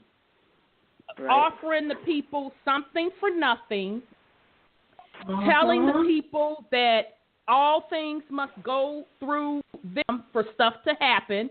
So I'm going to go down this list of here's some signs of a poverty pimp. They come with the phrase, and this is just not for hoodoo, Dr. I.L. Henderson. This is for the rest of these conscious pimps. He just so happened to be one of the conscious/poverty pimps, fake-ass messiahs. They come with the phrases, you are my people, I love my people, we have something in common. They are against the system, they are against the man, but secretly behind the scenes, they afraid of the man they damn self. And as Sandra mentioned, some of them are even having the man fund their fuckery, okay, to keep the people asleep and confused. And they come with the dogma of we're going to return things to the way they were. We're going to bring the system down. But it's all talk, no action, and no proof of action. Okay, because just because someone says that it happened, prove it. Okay, you will get a reward, and whether that reward be heaven, that's your typical pimps in the pulpit. The conscious like community, the Jim Jones and the Kool-Aid, heaven. Exactly, okay. the Jim Jones and the Kool-Aid. The conscious pimps work on sovereignty. You're going to be sovereign. You're going to be wealthy. Come by this paperwork. Exactly. But the key to your reward is it must come through them because they have the keys. Okay? Only they were given the keys now. Now, then they start asking for donations. Okay? That's a huge red flag. Whether they're asking you for donations, they're asking you to pay for membership fees, they're asking you to pay for paperwork. So let me get this motherfucking straight, because I'm going to get on all of them. We know Hoodoo was asking for donations. You got a lot of these fake-ass Moors out here, dirty-ass Moors, right now, fleecing the people for big-time thousands of dollars worth of paperwork to be sovereign, okay, to get access to this, that, and the third. But they've done it for themselves, but they asking you for thousands of dollars. Oh, okay then. Right. Okay? So that's and the can other. I add something too, sis? Absolutely, sis. On the Moors, let's talk about the Moors and these fake Moors. I mean, I know personally of a situation where it's some fake Moors asking, okay, you know, let's go ahead, come pay for this paperwork, woo. You know, of course, they got their own thing going on. Not to mention, they getting into it with they folks. They falling out with they folks, and now these people's paperwork is being stolen and compromised and giving it to another individual. So not only do you pay these people for your fake nationality, your information is being compromised because it's been stolen from a person that they fell out with, and now it's transferred to somebody else, and you don't even know it. Wow. That you done paid thousands of dollars for. That you done paid thousands of dollars for. Exactly. Wow. Whew. Okay, see, so I'm sorry, go ahead on, brother. You have to enter and understand that their plan is not to overthrow the government. No. They're part and parcel to the of the government. Yes. You have to realize that the privileges they have is because they actually enslaved the original Americans. We're talking about British nobility. We're talking about other melanated beings. And they got double-crossed. And I don't care nothing about none of them. Right. Because they're part and parcel to this patriarchal society. Absolutely. They feel as though everybody else deserves what they get if you don't come play ball with them. All they doing is locking you back into another contract. All those old contracts is up. Just transfer you from jail to jail. Same system. You're going through the back. Oh, and speaking of that, damn, y'all, I got to get this out. I also have receipts from the SOV CPR that the same trust that they set up also has an IRS EIN number. Now, correct me if I'm wrong. Correct me if I'm wrong. I thought that they were not a part of the system. So if that's the case, right, why do you have a trust EIN number? Taxes.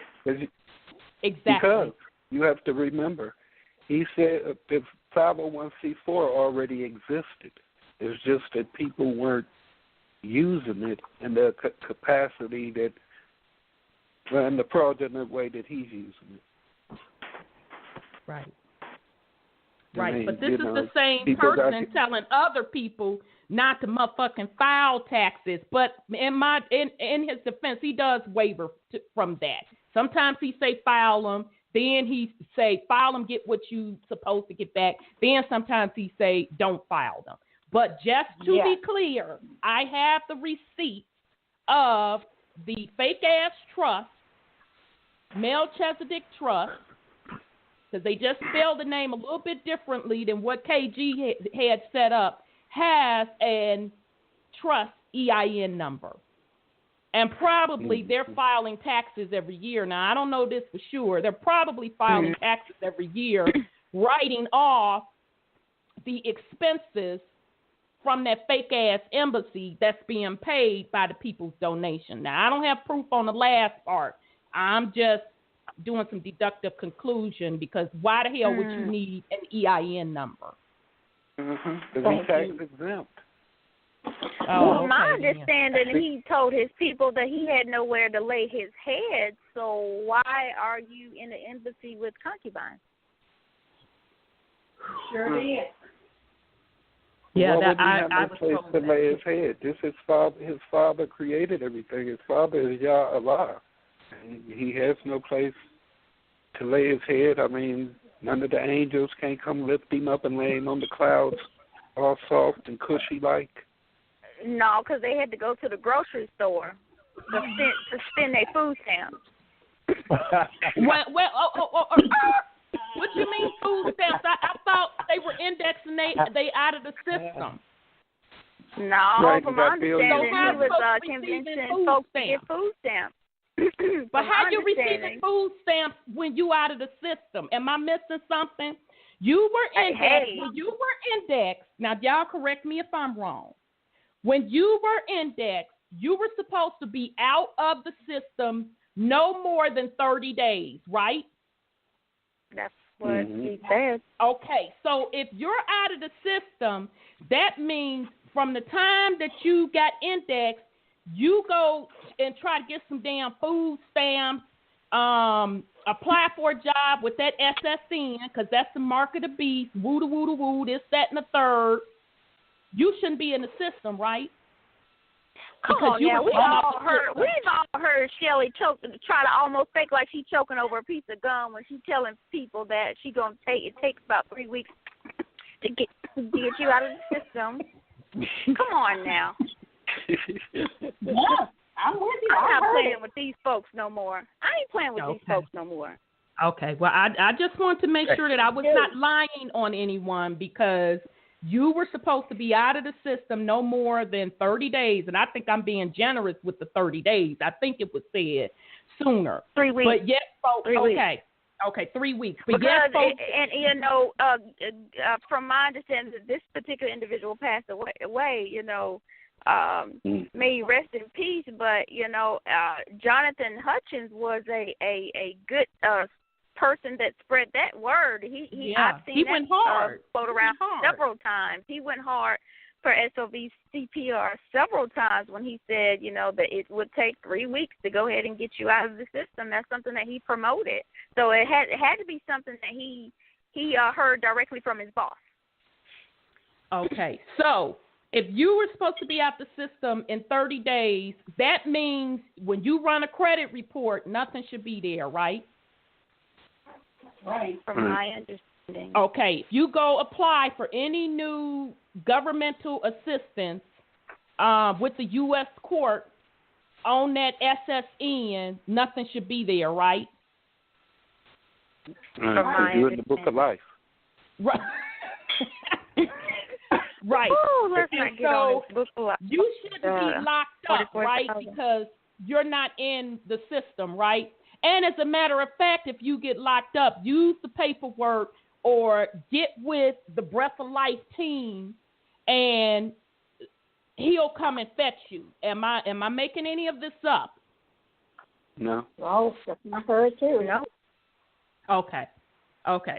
So let me get back on the signs because I don't want to make nothing up now. So let me. I got somebody in the queue. Sorry, beloved. 909. Let me bring you in. 909, your line is open. Hello. Hi, greetings, beloved. Hello. Oh, good show tonight. Good show. You're like almost, and I say almost spot on because people that don't know what they're doing when they're doing this stuff are, I mean, there's a thing on the FBI page saying that they want anybody to report any of this stuff, and it's like, really, I get that. And there is a process, and you talked about the proof and evidence, and I think I know what you're talking about, but I might be wrong. That's okay. It has to do with this straw man and their treasury account. Is that the account that you're talking about? No, they didn't go so as far to go into that particular hustle. This hustle was indirectly talking about the straw man and saying that they basically redeemed your straw man through the process of a trust. Okay, so they didn't go directly and the only reason they didn't talk about it because they didn't have enough knowledge to talk about the straw man and the Treasury Direct account. But you're absolutely right. That's a hustle that's going on as well with people having people pay for paperwork or keep hitting up the Fed Reserve's account with routing numbers. So they didn't go that route. They went the route of put your name on the list. You're redeemed through a trust. Okay. And that is a reality thing too. There's information, and nobody has to pay for anything except for just the notary public, and that's it. Oh, and your postage when you send your paperwork into the different locations of government. And it takes longer than 30 days. It takes actually a few months, because if they don't respond, then that means what you're claiming to be, as far as your name and your person, then becomes law, because the Washington, D.C. is a corporation, and they cannot operate outside the borders of, the 10 miles of D.C., which I thought was very interesting. And it all started back with Franklin Roosevelt in 1933. So back then he signed an executive order.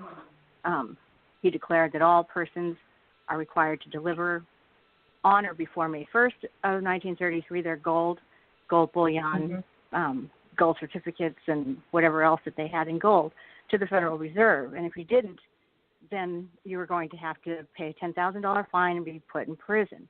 Well, he can't really do that. But they did anyway. And so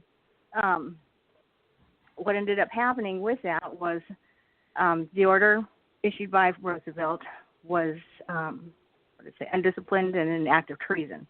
So 2 months after the executive order in June, the Senate and the House of Representatives with the 73rd Congress, first session, they even have the time at 4:30 p.m., approve House Joint Resolution, and these are things like I was saying as far as you wanted some proof, that it's HJR 192, Joint Resolution to suspend the gold standard and abrogate the gold clause. So with that joint resolution, they had to make a uniform value to the coins and currencies of the United States, because they were dealing with the Treasury at that time, and the federal. But then they had signed everything over to the Federal Reserve, gave everything to them, and that's how the banknotes were created, which we use as money with the dollar bills that we use.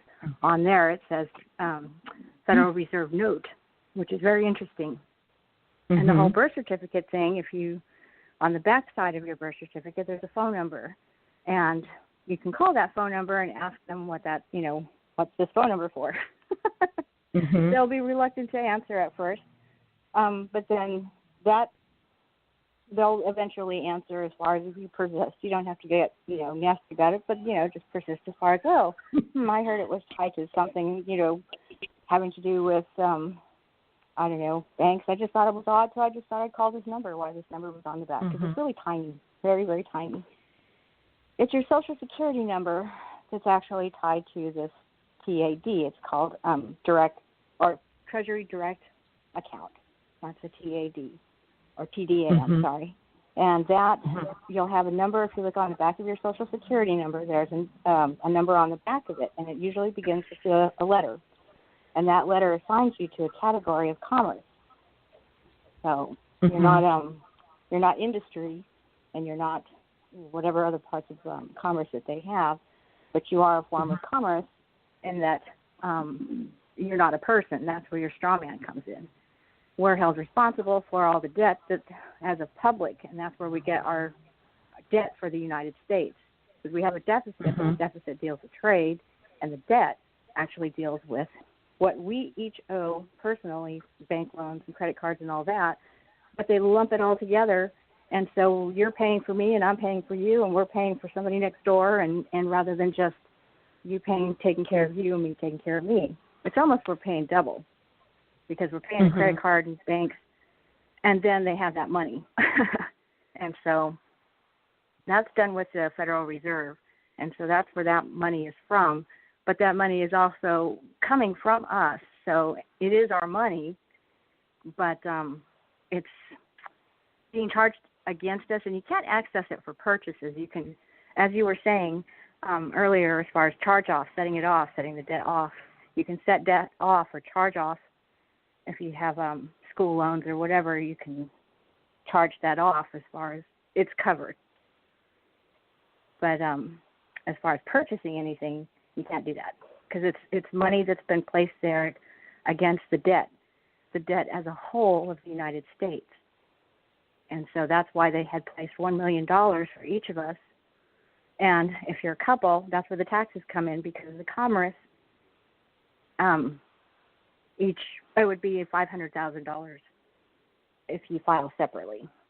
But if you're an individual who files taxes, it's $1 million. But again, it's there for charge-offs and that's it. But you do have to do it absolutely properly because you will land yourself in jail. I put a link in the chat room. Okay, and that it was you explains. Drop that link. Yeah, okay. Yeah, actually, that was my husband. He was chatting with you guys, I guess. I don't know. I just saw it there, so I just came up and walked up and put that link in. But anyway, so he was agreeing with a lot of what you guys were saying too. So, okay, and that link that she put in the chat room is legalucc.com/strawman_FAQ.html. That's legalucc.com/strawman_FAQ.html. And that site, now if you want, they can help you through it, but that site, what that mostly does is set up persons who are interested in helping other people get through this, who don't want to really mess with it or are afraid of messing with it as far as the process goes, that they might screw it up. And so, you could start a business with this company or whatever, and you don't have to. I didn't. But what this site does do is provide a lot of information, a lot of references as far as where you can find stuff at the Library of Congress, online, the different civil codes and everything else, so it's on the up and up, so you can verify it by going to the Library of Congress for those documents and stuff, which is good, because nobody wants to be played and nobody wants to go to jail. Exactly. I know. Exactly. I don't. Exactly. And if you got a bunch of people out there just giving bits and pieces, they're setting other people up, and that's not good. No, it's not. And like I always tell people, do your own research. Do not take what anybody says for face value and just run with the entire thing. Do your own research. Do several sources on your own until you can absorb the information on what is really truth. And now this lady told you a source to back up a lot of the information that is out there. Go to the Library of Congress. That's a very good thing to validate a lot of this stuff that's out there. So the point of this show is to let the people know you don't need anyone to come through and save you. Right. You are capable of doing it yourself. As a matter of fact, you have to do it yourself from a financial perspective, spiritual perspective. You are responsible. No one can do it for you. And I'll pause. You're so true. You're right, dead on. And what people have to understand is if they do go through this process, when you were saying sovereign earlier, people have to understand what you were explaining to them as far as what sovereign means. That means you are on your own. You can't be part of the system anymore. You've got to be able to support yourself completely. Now, you're not going to have to pay taxes or anything, but if you do get in a bind, now you're kind of outside the system. You're not entitled to a public defender, or you're not entitled to food stamps, or you're not entitled to anything that the system offers the citizens of the United States. So But it's pretty amazing that this even exists. But yeah, we are so right about people doing their research, and don't pay anybody to do it. You could do it yourself, like she said. She's dead on tonight. That's why we listen to your show. Well, thank you, my dear. I appreciate that. Go ahead, sis. Go ahead, Sis Sandra. You have a question for sis. Would the non-citizen national fall under your policy? Are you familiar with that? A non-citizen national, is that what you're saying? Yes. You're either an American citizen or you are a United States of America citizen. The United States of America citizen is the one that can receive, you're in the system. If you're an American citizen, then you're not. And you don't have to have a driver's license. You don't have, all those things that you were hearing as far as no driver's license, no taxes, no anything else, but you're subject to other things. So, as far as that goes, I'm not sure if that was your question or not. But yeah, the non-citizen national is that American, and you use your birth certificate for the state you were hatched in, and where they certify you as being dead when you were born. So that would be the citizenship you have as at the natural man would have, and not the 10-mile radius of the U.S. That would be under American, because I'm going to put another link inside the chat room here to, the actual Congress, the document in Congress, let me get it here, that shows you the actual radius and what is the United States exactly. Let's see, here it is. 1871. I know, it's so, yeah. Here it is. Okay. Here. Oh, come on, computer. That's okay, sis. I'll make sure that I it. read it off. Okay. When you okay, here we go. I'm going to cut and paste here, copy, and I'm in. Okay. There we go. So, now this is a great source. Okay, so I'm going to read the first link that she gave for a resource, and that's the legalucc.com/strawman_FAQ.html. And the second one, anybody that's been studying, you should know this particular website, law.cornell, CORNELL.edu/9/9-307. Again, that's law.cornell,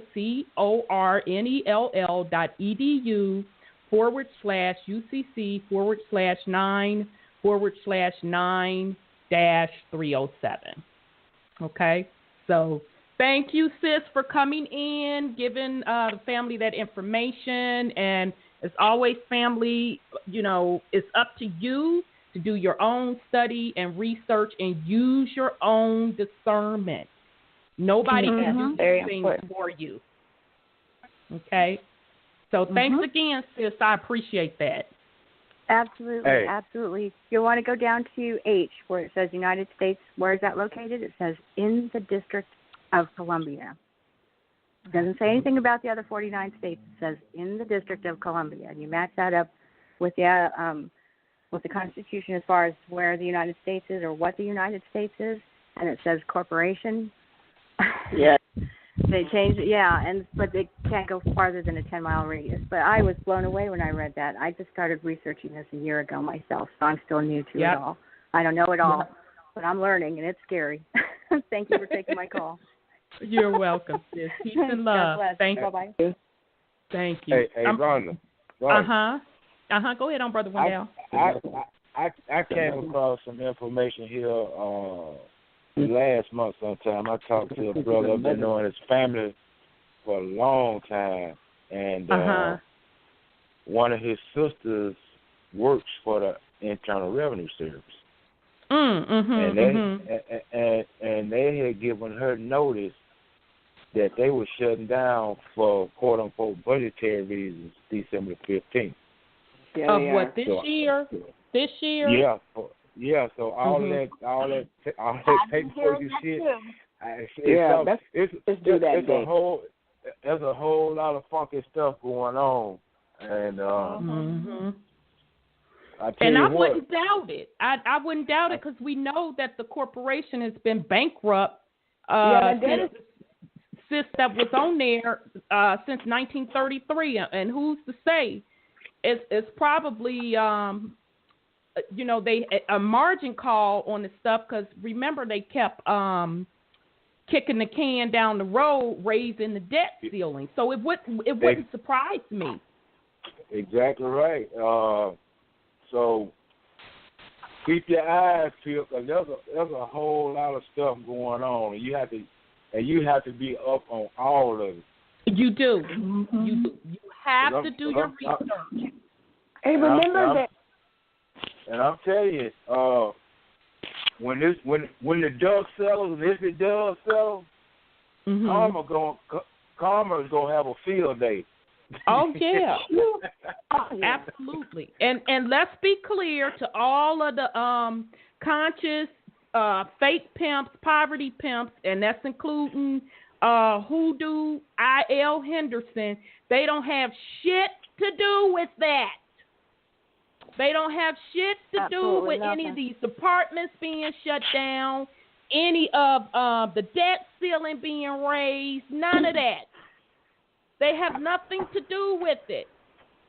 Well, we're waiting on the proof. He said it wasn't even going to be another president. Obama was supposed to concede 4 years ago. My bad, yeah. Yeah. So, I mean, if they believe that he has anything to do with anything out there, or I guess his new thing is Trump is the trumpet, the appointed trumpet, and Trump's going to do what he tell him to do, yeah, okay. Right, all like Obama did, right? Like Obama did, exactly. Right. So, again, these folks, and not only him, any of these people claiming that XYZ is happening because they're doing 1, 2, 3, that is not the case. This stuff has been in the making, okay? That's just on the physical level. Now, from a spiritual perspective, as we've talked about several times on this show, we're in a different age, okay? The vibration of the planet has raised, and so has the consciousness of some of the people. And not all people have to be awakened in order for things to move. So the days of capturing souls in chains with debt, that is over with. Yep. But only you as the individual can take off them chains. You have the power to take them off. And with taking off those chains, it's responsibility. You are responsible for yourself. That's really the true meaning of sovereign. Means nobody governs you. You are responsible for self. That's right. So if you are responsible for self, how the hell can somebody redeem you? Okay? So, all right. So anyone in the chat room listening online, we have 9 minutes before we go into overtime. So dial 929-477-3858, 929-477-3858 if you want to continue the conversation. Okay, y'all. We didn't even get through all of the signs of the poverty pimp plus the videos. So let me get through this because I want to be clear. So we went over the donation, asking for the donation, membership fees, paying for paperwork. This is a key one right here. No proof or other source of income outside of fleecing the people. So normally these same poverty pimps that's claiming they have XYZ wealth can't prove to you where they have some businesses going, how the hell they supposedly and allegedly generating wealth and abundance. Can't prove to you how they have wealth and abundance. Can't prove to you how they are helping the people. And then cannot prove to you any source of income because they sitting up on their ass all day scheming. Okay? Or either they got a military pension. Well, okay. Okay. All right. So this is going to be another big one. They have at least two personalities, a public persona and a private persona. The public persona reflects the hustle they are portraying. The private persona is the direct opposite of the public persona. That's precisely why Hoodoo don't want to discuss his personal business. He'll tell all his followers it's not about his personal business. Okay, so that's another sign. Two personas, one public and the private. And not that it's anything bad with that. The only thing bad about it is when one contradicts the other. That's when you're full of shit. Okay? Exactly. This is another big one. This is how the fuckery continues. The dirty, behind closed doors secrets. So that means the ones that's the closest and in the intimate circle are witnesses to financial fraud, sexual misconduct, and or abuse. They know the inner workings of the true work that is not being done. They know the complaints from others that have been damaged by the hustle. Again, I'm going to say this is how the fuckery continues. Yep, you're absolutely right. The dirty behind... Go ahead. Go ahead, sis. No, I'm saying I know personally with his accomplice. His accomplice, she knows. She's hustling people with him. Well, anybody that knows that it's not real, you're hustling with them. Exactly. You're absolutely right. If you know that the shit ain't real, you're hustling with them. You're absolutely right. And I don't give a damn who it is, who you are.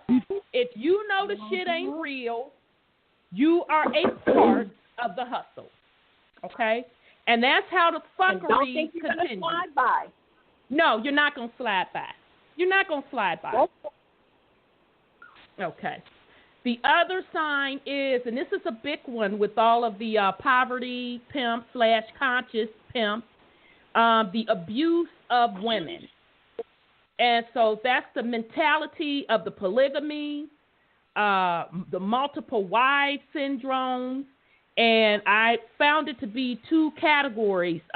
They either hustle the women for money or put them out there to work to hustle for money. Okay? This also includes, multiple sex partners with the women, and just the ideology that women are there to serve him or men in general. The disrespect or demeaning of women, okay? And some even go to the extreme where abuse of children is involved. Now, that's not in the case of Hoodoo. I've never heard that about him. Yeah, I've never heard that. Yeah, but we have heard that about other fake conscious like leaders. Like the Dr. York and right, things like that. Absolutely, because that's what Dr. York actually went to jail on, or prison, or how whatever he's in was based on the abuse of children, sexual abuse of children. Another one, we talked about this, using the line of the love spell on the women. Each individual woman thinking they're special, thinking that they're the one, because at the end of the day, the women are behind the scenes serving.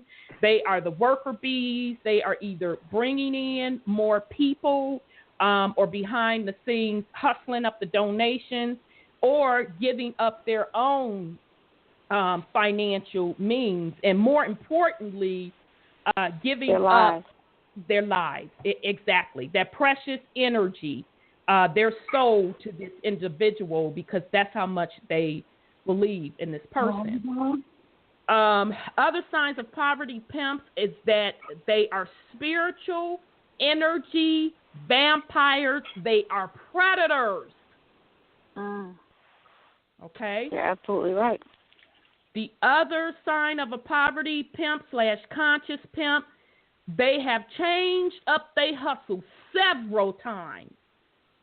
They if that a preacher. Don't sound like, they either a preacher, a Hebrew Israelite, a Moor, to something else, to something else, to something else. Okay? That's another sign of a poverty pimp. All right? Gosh. All right. So another thing right. is isolation of family members or anyone who does not believe in the poverty pimp doctrine. Because remember, as Sis said, you got to have faith now. You got to have faith. Yeah, got to have faith. Okay? If you do not have faith, they will put you in Facebook jail. They will put you in internet jail. They will, Absolutely. And don't forget you going to hell, right? And you evil. Oh, yeah, and you're going to the pit, the fiery pit. Yeah, that's right. That Throw pit. your ass in the pit if you ain't got no faith. Right. That's right. Right. As they fleece the people, though. But you going to the pit. Oh, okay, then. Okay. Yeah. So, right. The other thing we kind of talked about, Sis gave her testimony, is telling the followers to give up their livelihood because he has the solution. So don't pay bills. And you hear a lot of these conscious pimps that have the nerve to want to get on people that actually get the fuck up and go to work every day. They have the audacity to try to use brainwashing tactics to tell people to don't go to work, but yet they don't have any way to support these people, okay? Another sign of a poverty pimp. Another sign, no true concrete evidence of success or wealth generating by their own actions. And this is excluding donation and scamming. So I'm going to say this again. No true concrete of success or wealth generated by their own actions, excluding donation and scamming. Victims are the people who can afford it the least. These are the people that the poverty pimps prey on. Their victims are the people who can afford it the least. These are the people that are in a desperate situation. They're lonely. They're seeking something spiritually. They have little financial means. Now, this is just a short list. I'm sure there's many others of signs of a poverty pimp. So I'll pause in case somebody want to put something on it. I know there was a lot, y'all. It's all right. All true. All right then. So what I want to do, and anybody else that want to put something on it, hold on. I got a couple of calls. Okay, y'all, my bad. I didn't see y'all. Let's get 832, and then 708, I see you as well, beloved. So let me get 832. 832, you're on the air. Your line is open. Rhonda? Yes. My sister from another mister. Hey, brother, how you doing? Yeah. Oh, shit. I know. I didn't hear the oracle tonight. Y'all done buried the oracle. Where's the oracle? Went down. Drop that thing. I'm waiting on you. Where you at, boy? I ain't heard you in a while. You rising up out of the pits of hell. You know, I don't know if I ever mentioned this to you, Wendell, Rhonda. I was there February 6th that weekend. Okay, so you was with me then. 2 years. Okay, you was with me then. But I don't want to spend any time on that. Here's what I want. I don't want to necessarily say that this sister who's been really, maligning and haranguing, and I'm not saying that you're making it personal or you got a bitter thing or bitter pill to swallow. I like to talk about the bigger picture, the context. I mean, who is a bigger fleece? Who is a bigger fraud? Let me point out some things factual. There are two particular crimes that have no what they call statute of limitations. That is fraud and murder. Okay, so these are crimes that are unending. There's no jurisdiction. There's no time limit. The crime has to be adjudicated once there's an understanding that goes larger than the crime. Now, the whole point of this person, which I'm not going to reference him, I'm going to talk about what he supposedly was impacting or fighting against, was the 501c3 and the criminal activity of the Vatican, the monarchy, the axis of Washington, London, and Rome. Okay? So, who is a bigger crime that we're talking about? And I'm not saying he should be exempt. I'm not excusing any criminal who should be brought to justice. But I want to talk about what is the bigger crime that's being overshadowed or papered over or being ignored, because these people are getting a pass. Now, you know what the news of today is? President Orangutan appointed a new Federal Reserve chairman. Now, I know all the people on this call understand that there is nothing federal about the Federal Reserve Bank. I mean, it's about as federal as Federal Express. But since it is a private enterprise that is doing what? Is that not either, you call it either money laundering, counterfeit, which is a more accurate description of the crime that's been committed since 1913 by the Federal Reserve Bank? All of the above. Okay, all right. So now let's first deal with that context, all right? Second, I don't know, it doesn't matter what your particular belief system is, but if you understand and subscribe to being a Moor or the indigenous population, and I'm just saying certain things not to ignore what that sister said about the Treasury direct accounts or the straw man, all this other good stuff. All this stuff are activities of the fraud. Okay, so you have to first go and describe what the fraud is first, all right? So then once you understand you're dealing with a fraudulent context, everything inside the fraud is a lie, all right? You're just piling up counts of violation. You follow me?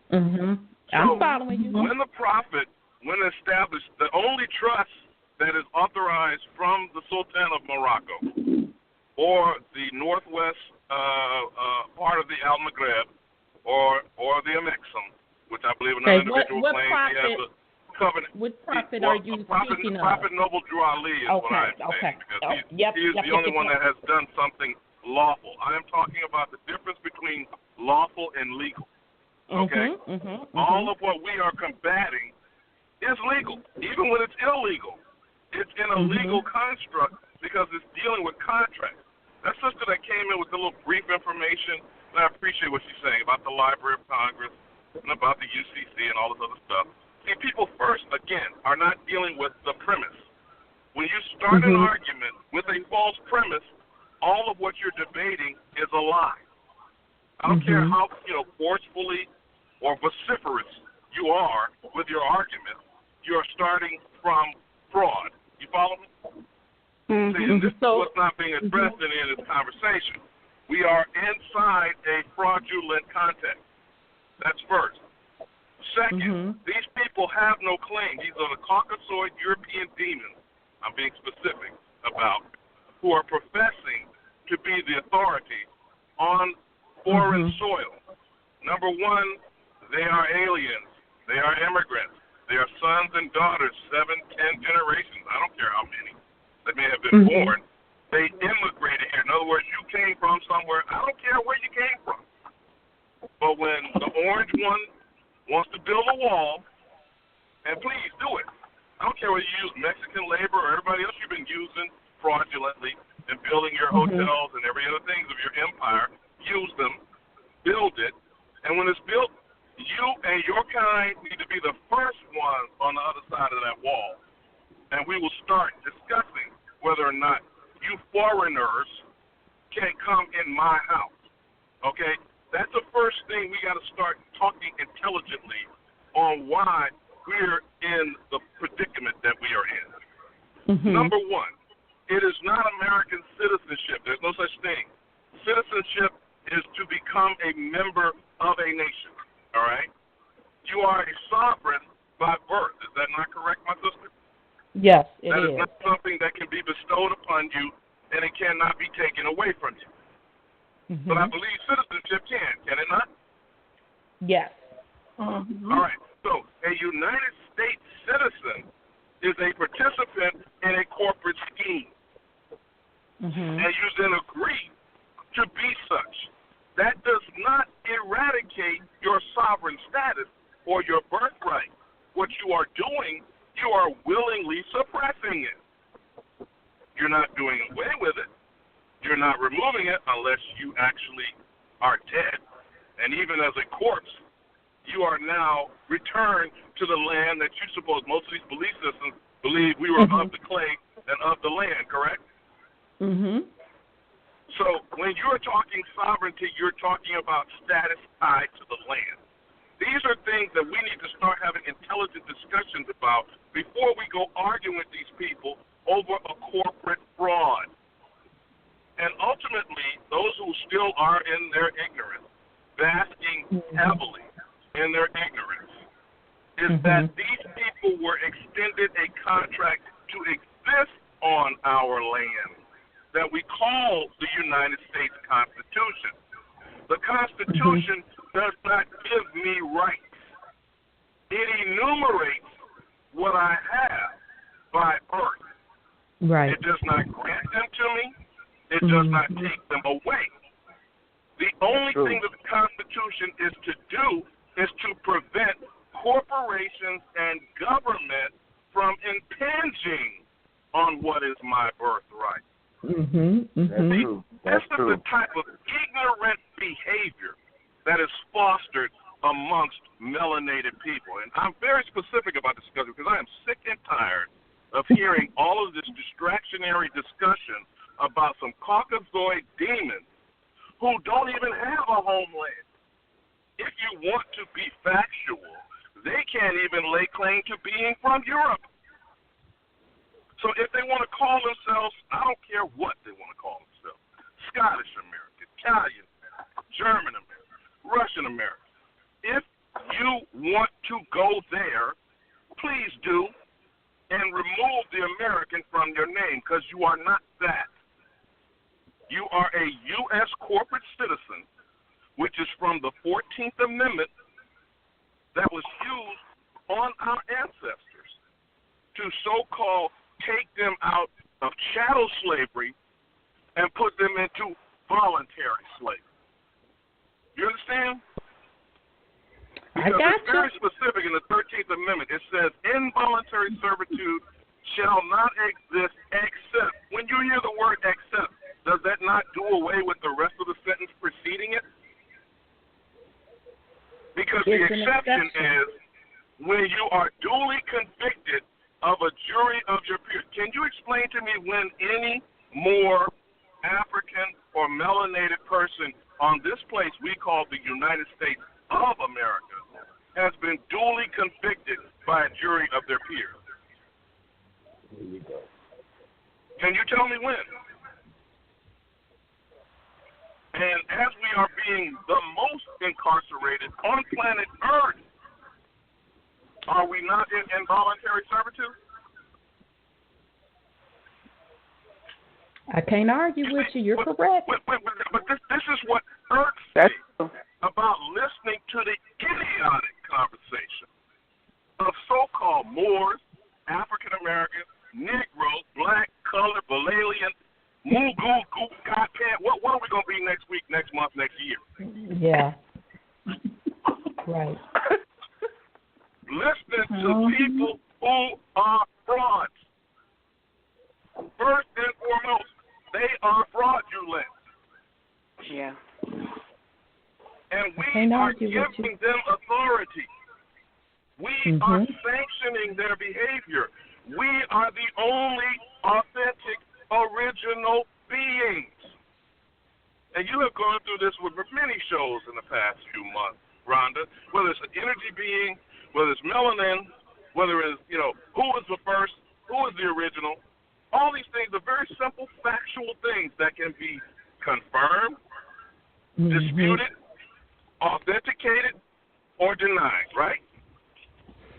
That is correct. What proof do these European Caucasian demons have of being anything from anywhere with any level of authority? This is what just got mad. Let me take a breath. Yes. Okay. Breathe deep, brother. Because Breathe this deep. entire discussion is bogus. Right. It is bogus. We are giving it legitimacy. Until we spend the time and the energy on focusing on the facts, and the facts are we are the original man and woman. Whether you want to call it Adam and Eve, whether you want to call it Solomon and Delilah, whether you want to call it David and Bathsheba, I don't care what you want to call it. What's that, semantics? Names? Languages? Who's at the source of it? Now, when you deal with that fact, everybody else is a poser. Isn't that what they're saying? A buster. We want to talk about these millennials and their rap language. These people are perpetrating. And then, 100% agree with you. We are bowing and scraping to these bastards, asking them, please, please, please don't hurt me. That's what's going on. We've been shot down like dogs in the streets daily. And it is because of this simple fact. My sister, the one who wants to call over the UCC code and the TDA and the straw man birth certificate and all this good stuff. You do not need a certificate to say you are born. What is a certificate of live birth? The birth had to be live. The live means you're a live human being. What the hell are you talking about? You are talking about record of a corporate fiction. That is not live. The definition of person in Black's Law Dictionary has been extended to IBM, Google, Apple. Check it out. Right. The word person has been authorized from 200 lawsuits that African people went to the Supreme Court of this nation. If you don't believe me, go get Mr. Charlie, Michael Moore. Look at his documentary, Corporation Love Story.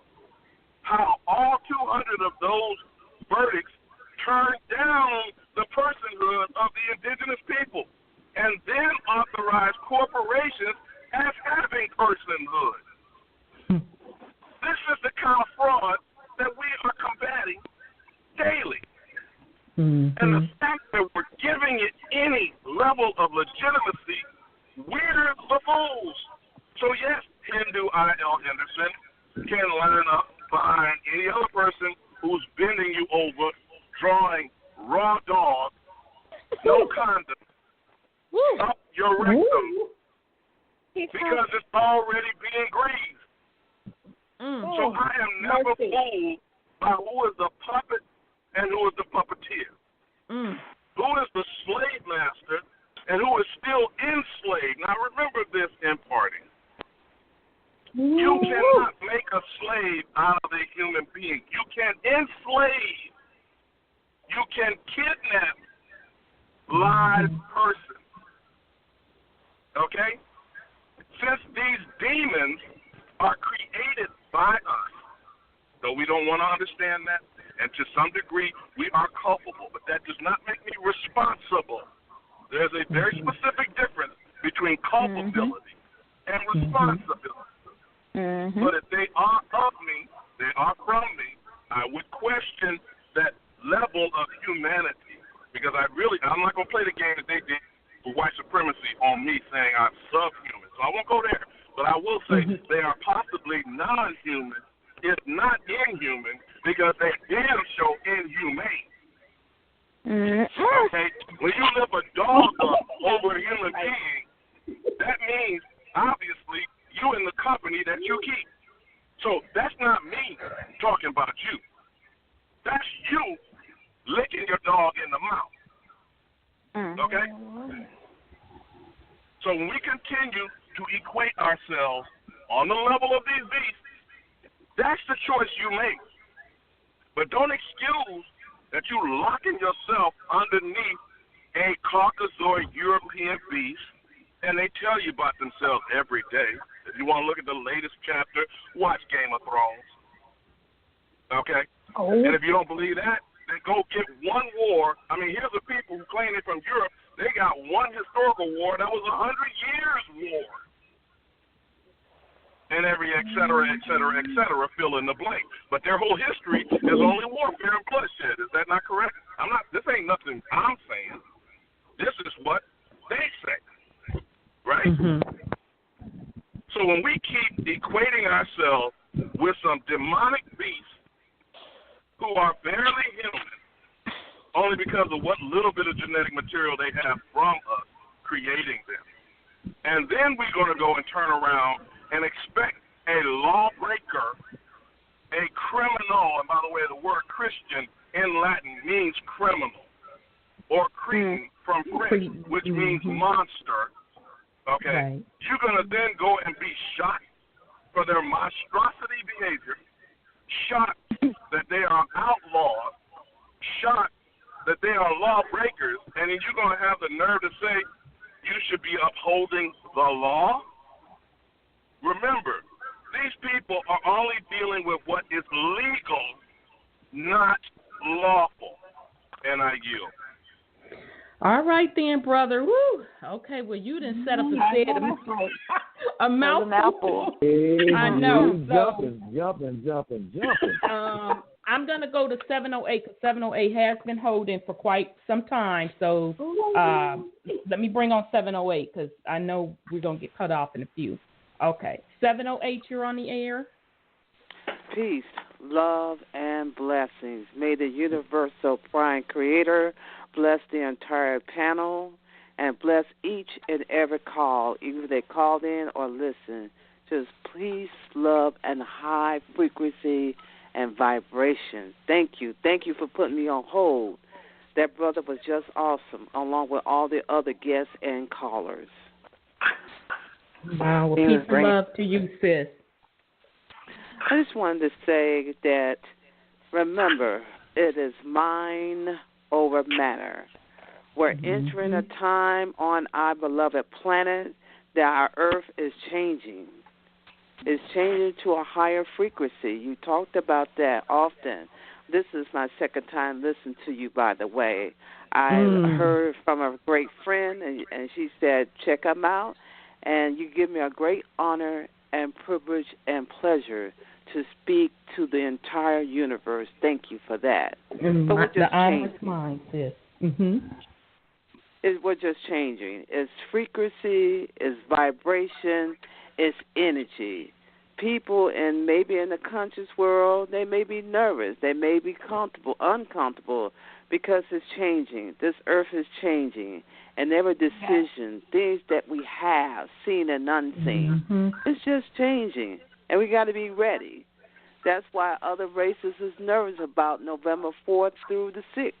Whatever happens, we still the original beings of this plane.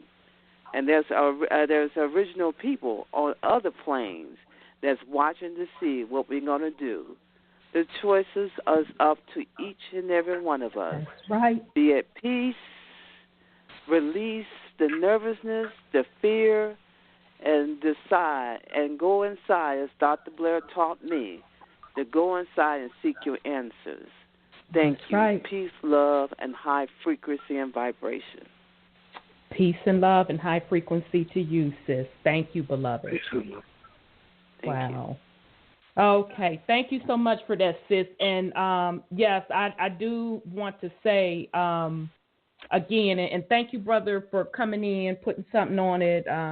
Sounds like you had a lot heavy on your heart. And I want to be clear with the melanated folks. You are the older and original being. So I'm going to say this again. Nothing happens on this plane without your permission.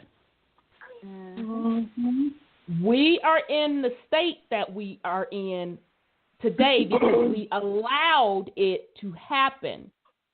Okay? The folks that are in power that set up these Babylonian systems, whether it be the cabal, whether it be the Vatican, whether it be the Black Pope behind the Vatican, whether it be the Caucasians, at the end of the day, melanated people, it was your own people that put this system in place, that supported this system, okay? And although what the brother is saying is true, we know that the system is fraudulent. We know that the system is set up to enslave. But let's be honest and be truthful on how we even got to this point. Exactly. And the behavior continues, okay? So we're already in the fraudulent system with the front men, i.e. the Caucasian race that was put in place to enslave the planet, because they are the younger being, okay? We are the older being. They were put into place to run the planet, in the process enslave the planet. So we're already in this system of enslavery, but yet a group of the melanated people still decide to pimp and fleece their own people. It's the same fuckery being perpetuated. Let's call it the way it is. That's not excusing anybody's behavior. Everybody's being called on the motherfucking carpet. Let's be clear. That is the age and the time that we are in. But until the melanated people, who are the older beings, who is responsible as the caretakers of this planet and to hold a certain frequency vibration, get on their shit, they're going to continue to be enslaved. I don't give a goddamn if it's a Caucasian, a beast, a fish, a Jesus, a Allah, a son of man. It doesn't matter. It's the same game. Same game, same script. It's the exact same game, the exact same script. So let's be clear about the whole picture. Nothing happens on this plane without the permission of the melanated people. You hold the vibration of this plane. And until we get honest with each other, let's start with cleaning up our own shit first. Yeah, there you go.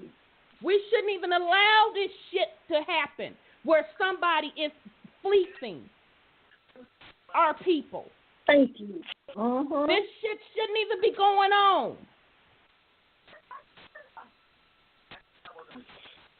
Let's be clear. Go ahead, brother. But see, our people seem to have a memory lapse and forget that this was going on before there was a so-called Caucasian. Exactly. To point the finger at. Exactly. Exactly. Amazing. Now, that's not excusing this white supremacy system, because that's already being dealt with, believe it or not. It's being dealt with. No one will be excused. But don't bury the head in the sand. It is already a done deal. Absolutely, it's a done deal. And the melanated behind them, exactly. It is melanated folks, and in particular, those European lords, that black nobility from Europe. Agreed. Period.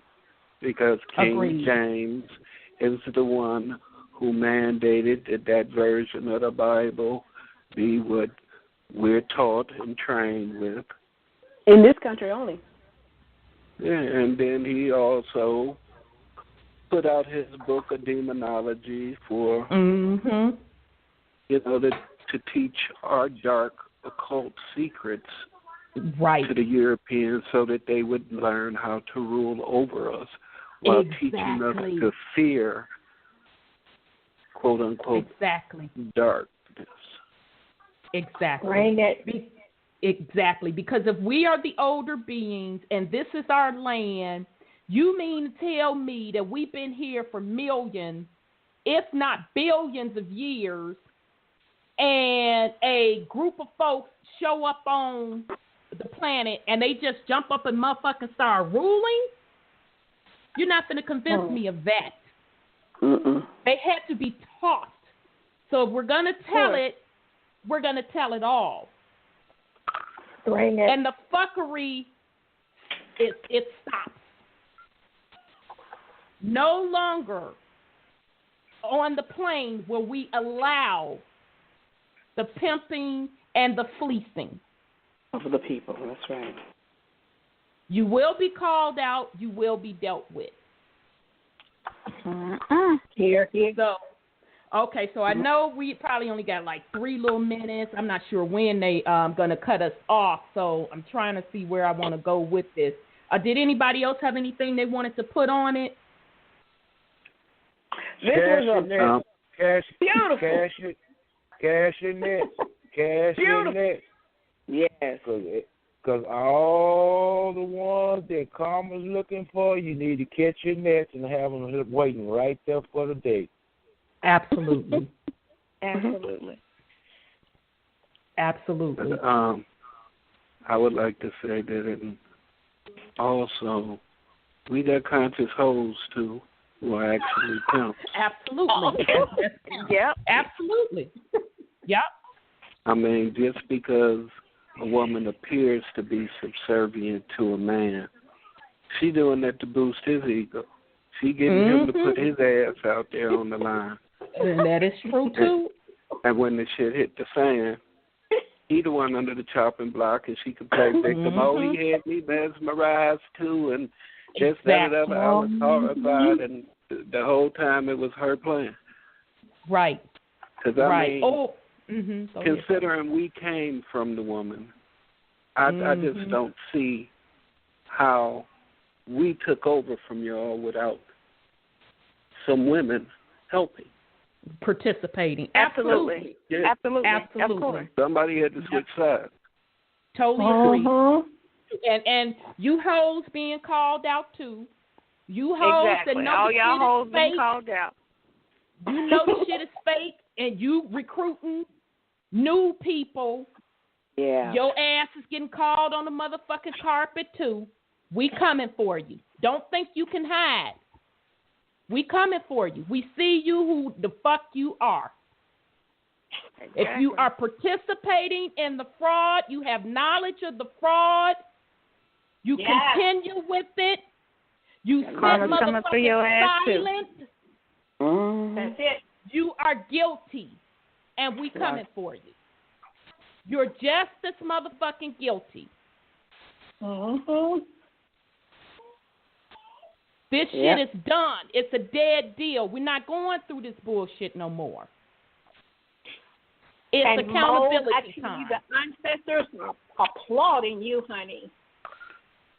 Thank you, sister, for being brave enough to speak out and, you know, tell the situation, tell the knowledge that you know. I cannot tell you how many times behind the scenes I've had to argue with motherfuckers, you know, that's going to try to, well, you used to believe, well, bitch, I'm smart. When I'm giving proof, I don't keep following fuckery, okay?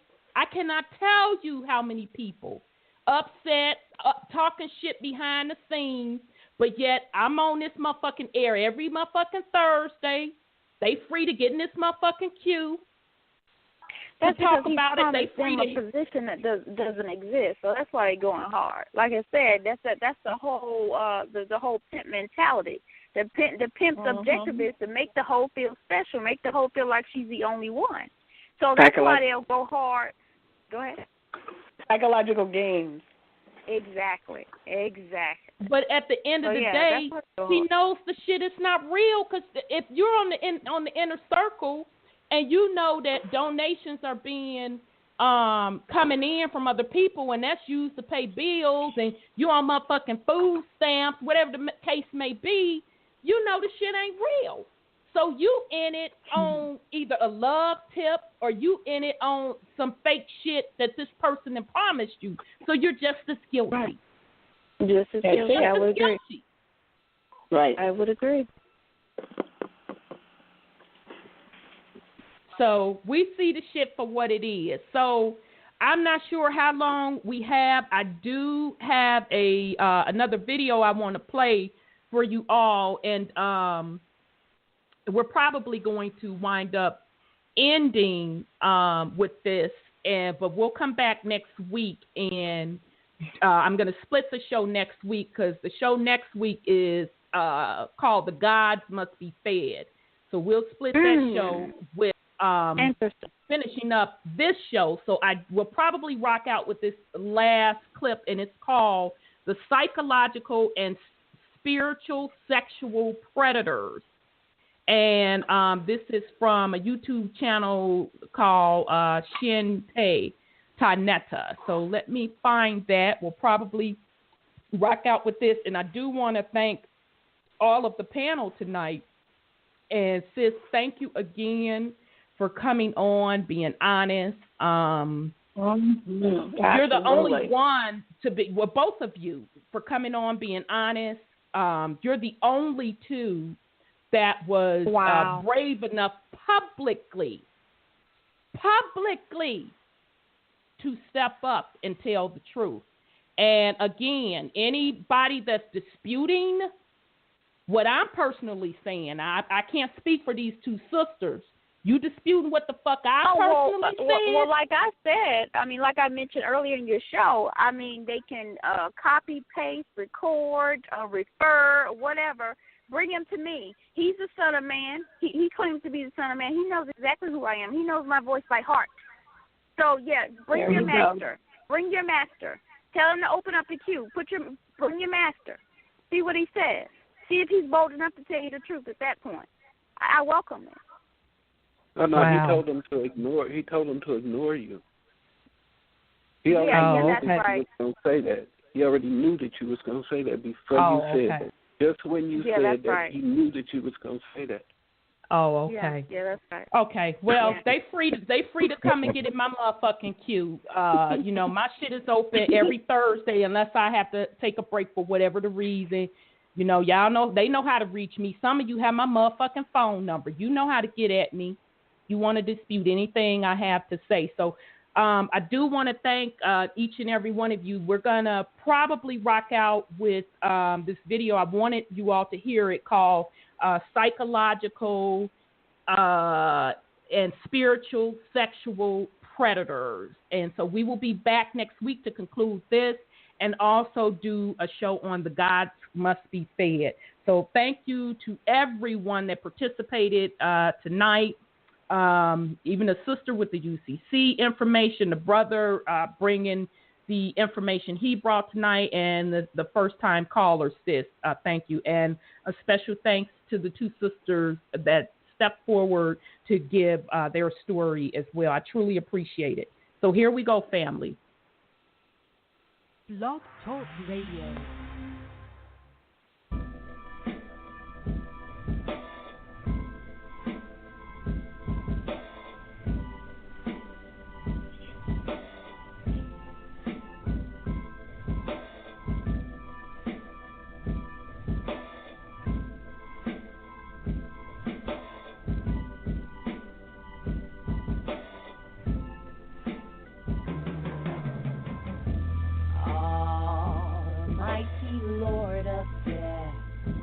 Oh, shit, y'all. Sorry. I'm going to have to go to part 2 all this damn music. Hold on a second. My bad. I didn't even... children. Heaven forbid she ever babysit any of your children. This is how serious this is. So while I understand that, you know, we have been, you know, really mind screwed out of who we really are, and we don't understand things, at the same time, you know what? Ignorance just cannot be an excuse, because like I said, your children are at stake. The divine feminine energy is at stake, especially in the time that we're in. And having said that, I want to say this and go ahead into the portion of the call that can give you, you know, a little bit of clarity as far as it pertains to being able to point these people out. And I want to tell a story first. When I was Christian, I remember, and I'm more Gnostic now, so but when I was a devout Christian, Pentecostal, y'all, when I was a devout Christian, I, you know, traveled and went to various places. I went and saw a lot of these, you know, teachers that people, you know, call, you know, these healing teachers. And I went and I saw a lot of healing and a lot of miracles with my own eyes. So, you know, to me, I don't care what people say about certain of these Christian teachers, because I know of things that I saw in my own eyes, and I know that there was some type of spirit, some type of miracle that did occur. How it occurred, of course, is another conversation. Who they really called on to get it done is another conversation, because it was not the God of the Bible that they want to tell everybody they called on. But having seen this stuff with my own eyes, and having been a devout, you know, Pentecostal a Christian, when someone told me that, you know, I needed to read this book called, I think it's Counterfeit Christianity by Hank Hanegraaff, and that if I read that book, I would understand the psychology behind a lot of these faith healers, that I wouldn't, you know, be so, you know, I wouldn't be just so blinded and going into the church and all that other stuff. Of course, I thought it said, no, I know this is God doing this miracle. No, I'm just not going to do it. But when I read that book, Counterfeit Christianity, and Hank Hanegraaff wrote it, and y'all know, if y'all were ever Christian, the Christian community, it didn't matter what it was. If it was Pentecostal, evangelical, Methodist, none of them liked this man, because he was just against a whole bunch of them. But when I read that book, so many, you know, light bulbs, I had so many aha moments, because I was able to see how blinding the light is, because, of course, I went to these spiritual teachers. I believed in these spiritual teachers. They were teaching me the quote-unquote light, but at the same time, it was the opposite. It was the backward reflection of the light. So when I read that book, all types of things came to my mind about how these people are able to get away with this stuff, how people, you know, really psychologically mind screw people into making these decisions. Because, you know, people, you know, I had this one guy tell me, well, you know, it was her fault. She may, you know, put her child in that sexually abusive position. And, you know, him and I were just talking, and I was saying, I get what you're saying, because it is her fault, but if you don't understand the mind of a predator, you're not going to see how he weaved. And Oprah did an entire series on this, because she wanted, you know, people to understand that a lot of these child molesters were calculating what they were plotting. This was strategic. If you don't understand the psychology of how a predator thinks, how he decides or she decides on what their prey is, about the time the girl done said, okay, I'm going home with you, let's get married, and putting her children in that, you know, negative environment, and by the time her panties done fail, she's already been defeated mentally. He's already got her mind. The body only does what the mind first tells it. All is mind first. But having read that book, and, you know, just, you know, getting from there more into psychology, I understood the mindset of the predator. And not only that, I've said this, and I will continue to say this, regardless, women, if you agree with what vampirism is or not, because you are in a very vampiric state, the planet, then you need to understand vampirism. You need to become the vampire so that you can understand the vampire. That you know, you can decide on what you want to do. That's not for me to, you know, make your own spiritual choices. But I do recommend that you understand, have a base knowledge of what vampirism is, so that you can understand the psychology of one. And this is what I want to talk about, these brief 5 things, and then open the calls for you all to say whatever you, you know, your questions, comments, pros, cons, whatever, about this particular topic. But I want to share these 5 things, because this is how you can tell. And this is, it doesn't, if you can tell from you know, from jump, then, you know, you won't even put your kids in a negative situation. You won't even put yourself in that negative situation, because you're able to see these tricks from the beginning. And the sad thing is, you know, females, we just are not taught that we are the ultimate prey on this planet. That, you know, even little boys, they're on the playground, when they're coming up, they are being taught the game, how to manipulate girls, how to manipulate you out of your panties. From the beginning, you, of course, are not taught that. You're taught sugar and spice, everything nice. You go into the stores, you got dolls and everything to play with. Of course, the male goes into the store, the little boy, he got, everything else that just lets him be irresponsible. He can play and do whatever he wants. You, of course, are being raised to be the domestic. So while you are, having these thoughts and dreams of marriage, of being with a positive man, having children, living the quote-unquote American dream, he's thinking about how many women he can get on his belt, on his, how much, vagina he can plug his lingam into until he decides that he wants to settle down. And because little boys are taught to be a predator from the beginning stages of puberty, and we are not, we fall prey and victim to a lot of these tactics. And I want to share these 5 tactics. Of course, share the call with whoever you want to. And, of course, I'm going to open the mic for you all to speak. I want to share these 5 things, and this is what I have seen repeatedly over and over and over and over in and out of these religious so-called movements that people have to try and ensnare women, to sign off on the BS. They use shame. They use these unspoken rules. They take absolutely no responsibility. They live in this false reality, of what really is going on. And they do not want you to question authority. So I'm going to take every last one of them. Let's deal with shame first.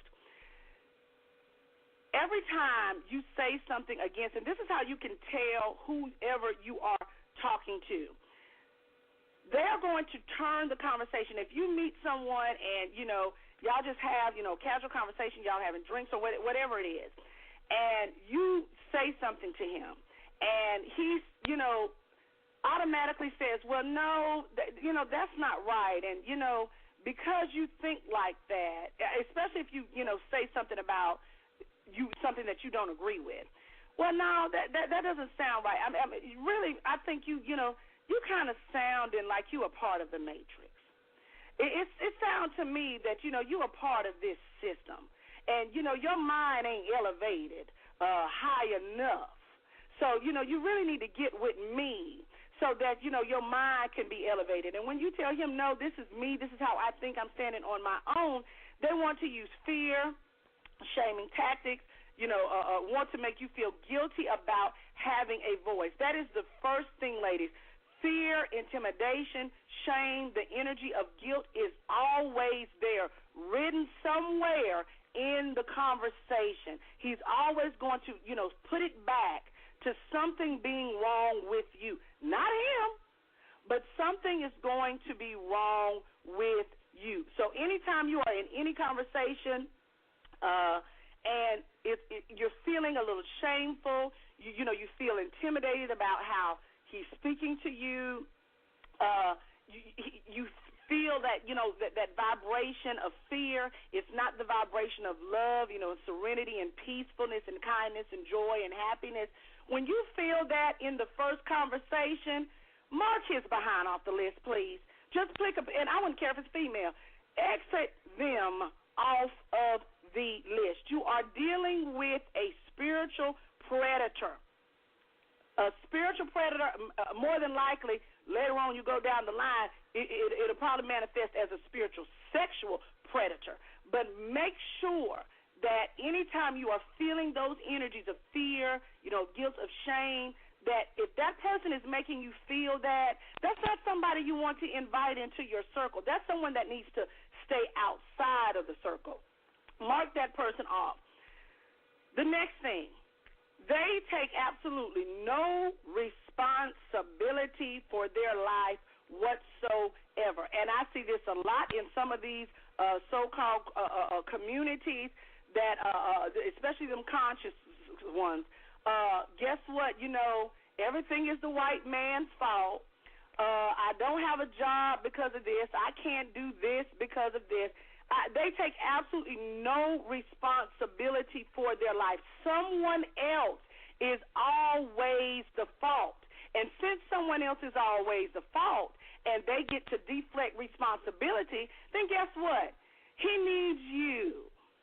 He needs your wisdom. He needs, your energy to help him be the man that he's supposed to be. He can't be it on his own now. His mama didn't teach him. His daddy didn't teach him. But he needs you to be there for him, because after all, the man got his foot on his neck. Anytime you are having a conversation, ladies, with a man that is not going to take any responsibility for his current condition, and he needs you to help him get out of the current condition, please X them off of the list. You are dealing with a vampire, a spiritual predator. He is going to need you, because guess what? He can't do it on his own. Please mark that person off the list. Next thing, they have this false sense of reality.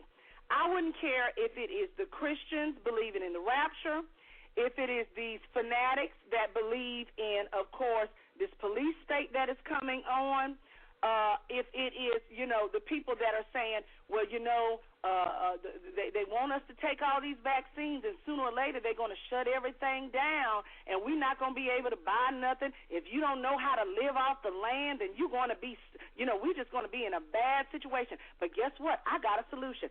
I need me 4 or 5 wives. And see, if we got 4 or 5 wives, and see, we can come together, and we can pool our money together. We can pool our resources together. So when all this stuff goes down, and this, prison state manifests, the rapture happens, then guess what? We're going to be safe. But see, I need 4 or 5 wives to get that done. See,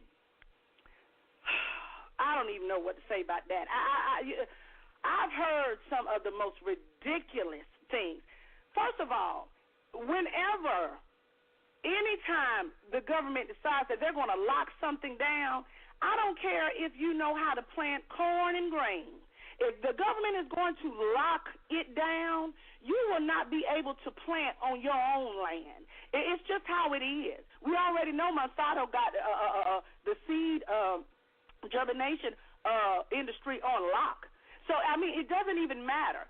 If the government or powers that be decide to come on in and do whatever they're going to do and lock everything down, control the buying and selling of everything, you having 4 and 5 wives, you being a nation, you being a brothel, a harem, you getting with other friends so that y'all can, save y'all up some water, save y'all up some food. Let me tell y'all something. That's not going to work.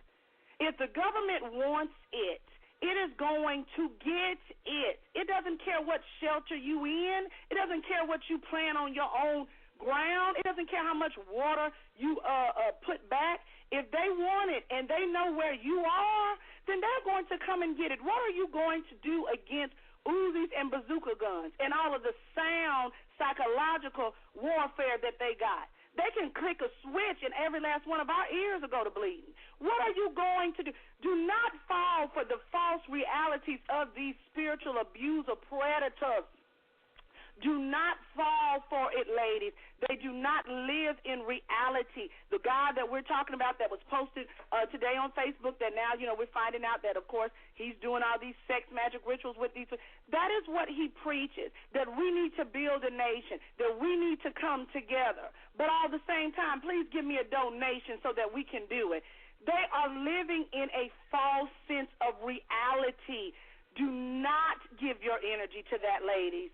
Do not give your energy to that whatsoever. And I'll say this story here, and then I'll go on to the next two, and then open the mic so, of course, we all can have a discussion, even if I left out some stuff about these characteristics of these spiritual predators. There's this guy. He's known in the Gnostic side. And he is big on all of the stuff that's going to happen to the planet as well. What I have noticed, though, is that he pushes out fear about everything that's going to happen at the planet. If the planet does not do this, if we do not do this, and what we need to do is eat better, we need to be more healthy, and then our bodies will be able to sustain it.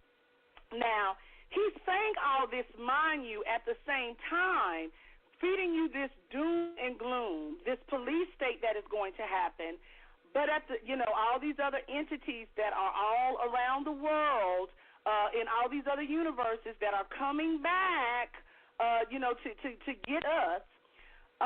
But at the same time, he's promoting, some type of liquid elixir. Ladies, if these entities outside of the cosmos come and get you, then there's no liquid elixir that is going to save you. Well, there is one, but I can't talk about it on this particular show. But there's nothing manufactured. Hear me on this, ladies. There is nothing manufactured by a man that can stop and save you from any otherworldly entity coming out of the sky to get you. It can, please, ladies, please, if you get into conversations with these men that want to talk about this false reality, not to saying that some of it may not be true, because we know the planet is inhabited by various different things, and various different spirits have various different, degrees of consciousness, and a lot of them are invested in what happens to the earth for the good and for the bad. But what I'm saying is you have to have a breadth of knowledge about that and then live it in the practical. You cannot have the knowledge of it and then go into the fantasy world and just say, this is what we got to do to save it, and I need all of y'all to come and back me so that we can do it. Ladies, it's not going to work. If the government wants your land, I don't care what you've learned to live off of the land, they are going to take it. They are going to take it. Mind you, the government is responsible for taking down some of the most powerful nations that have existed on this planet longer than America. So you mean to tell me that you getting with a few or five, one man having 2 and 3 wives so that, they can learn to eat off the land is going to save them? Did it save all the other prominent nations that fell? Come on now. You just have to be logical. I don't know what it is. And maybe, sometimes the harshness of reality is just too much for women to really, really, comprehend and to accept. So we have to kind of get into the fantasy. That's fine. Get into the fantasy. Dress up, have you some, wild fantasy type fun, within, the confines of you and whoever your friends are, as long as they're consenting adults. But bring it back to reality, please. Do not stay there. Don't let these men trick you thinking that, they're going to save you if we all pool our resources together. It doesn't work, ladies. Please mark those men and women off the list and make sure that you eject them from your circle if they are in the circle now. The last 2 things I want to say. One is this questioning authority. Oh, I need to tell a story about this. Anyway, anytime, and you will see this in any conversation, whether it is a preacher, a teacher, a priestess, a spiritualist, if you ask them a question and they give you an answer and you come back at them with something else and they get an attitude because you dare question their authority. In the Christian, it was what's the saying in the Christian church? Touch not my anointed. And you get on the other side with all the priests and the miracle healers telling you, you're not supposed to question them because they're priestesses, and you're supposed to agree with everything they say. And when you don't agree with what they say, people get mad at you. Let me tell you something. Them type of women, men, in any type of teacher, spiritual authority that have a problem with you questioning what they say, X them off, because they are also spiritual abusers. X them off of the list. Every teacher, and I'm a teacher, every healer, priestess, it doesn't matter. They are all, if they incarnated back on this planet, then they may be a little more knowledgeable than you. They may spend more time with spirit, so they have a different relationship, a stronger relationship with the spirit than you do. They're able to intercede. They're able to go in for you. They're able to, pray for you. They're able to conjure for you. They're able to do that because it is their gift. But make no mistake about it, they still manifested in this human flesh. Therefore, they can be challenged. They can be asked a question. They are not God Almighty. Please, when you get these teachers that, and I see this a lot. I've seen it in Christianity, and I see it on the Gnostic side, on the spiritual and metaphysical side. If they get an attitude because you question their authority, mark them off the list. And I want to tell this story, and then I'm going to say the last thing, characteristic description, how you can tell who these spiritual predators are. I met this guy. Long story short, we had a conversation, and in the conversation, he, told me that, of course, he was upset with his dad because his dad, left him and his mom. He was raised single dad and all this other stuff, and if he had a chance to talk to his dad again, he wouldn't do it. So I said, well, if it's going to give you some peace, then, why wouldn't you talk to him? Why wouldn't you, get it out? Of course, necessarily you don't have to, but I could hear that he was very angry about it. So I'm saying, well, if he decided to come back in your life and you just, even though you didn't want him to, because, it's still messing with you, your heart chakra is still off, would you still not? This guy completely blew up. No, because if I talk to him, it's going to rehash all these emotions, and I don't know what I'm going to say. And how dare you ask me? I mean, the guy went completely ballistic because I, said, well, maybe it will help you if you just, talk to him and say your piece.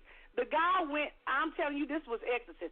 The guy went completely off. He turned into something completely different. Long story short, I got up and dismissed myself because I do not let any man talk to me. I don't even let men yell or raise an octave to me. I just do not do it. So I got up, long story short, and left. I get home. He calls me and, of course, apologizes and then says in the email, he called, but it went to voicemail, and my voicemail is connected to my email service, so it'll, email my telephone.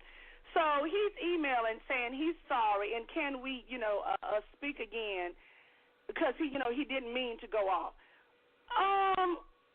No, we cannot speak again, but see, the very fact that I questioned what he thought was right, he completely blew up. This guy, this was just narcissist. He was a psychopath. That's what he was. So you have to watch those conversations. If you cannot criticize them, if they do not accept critical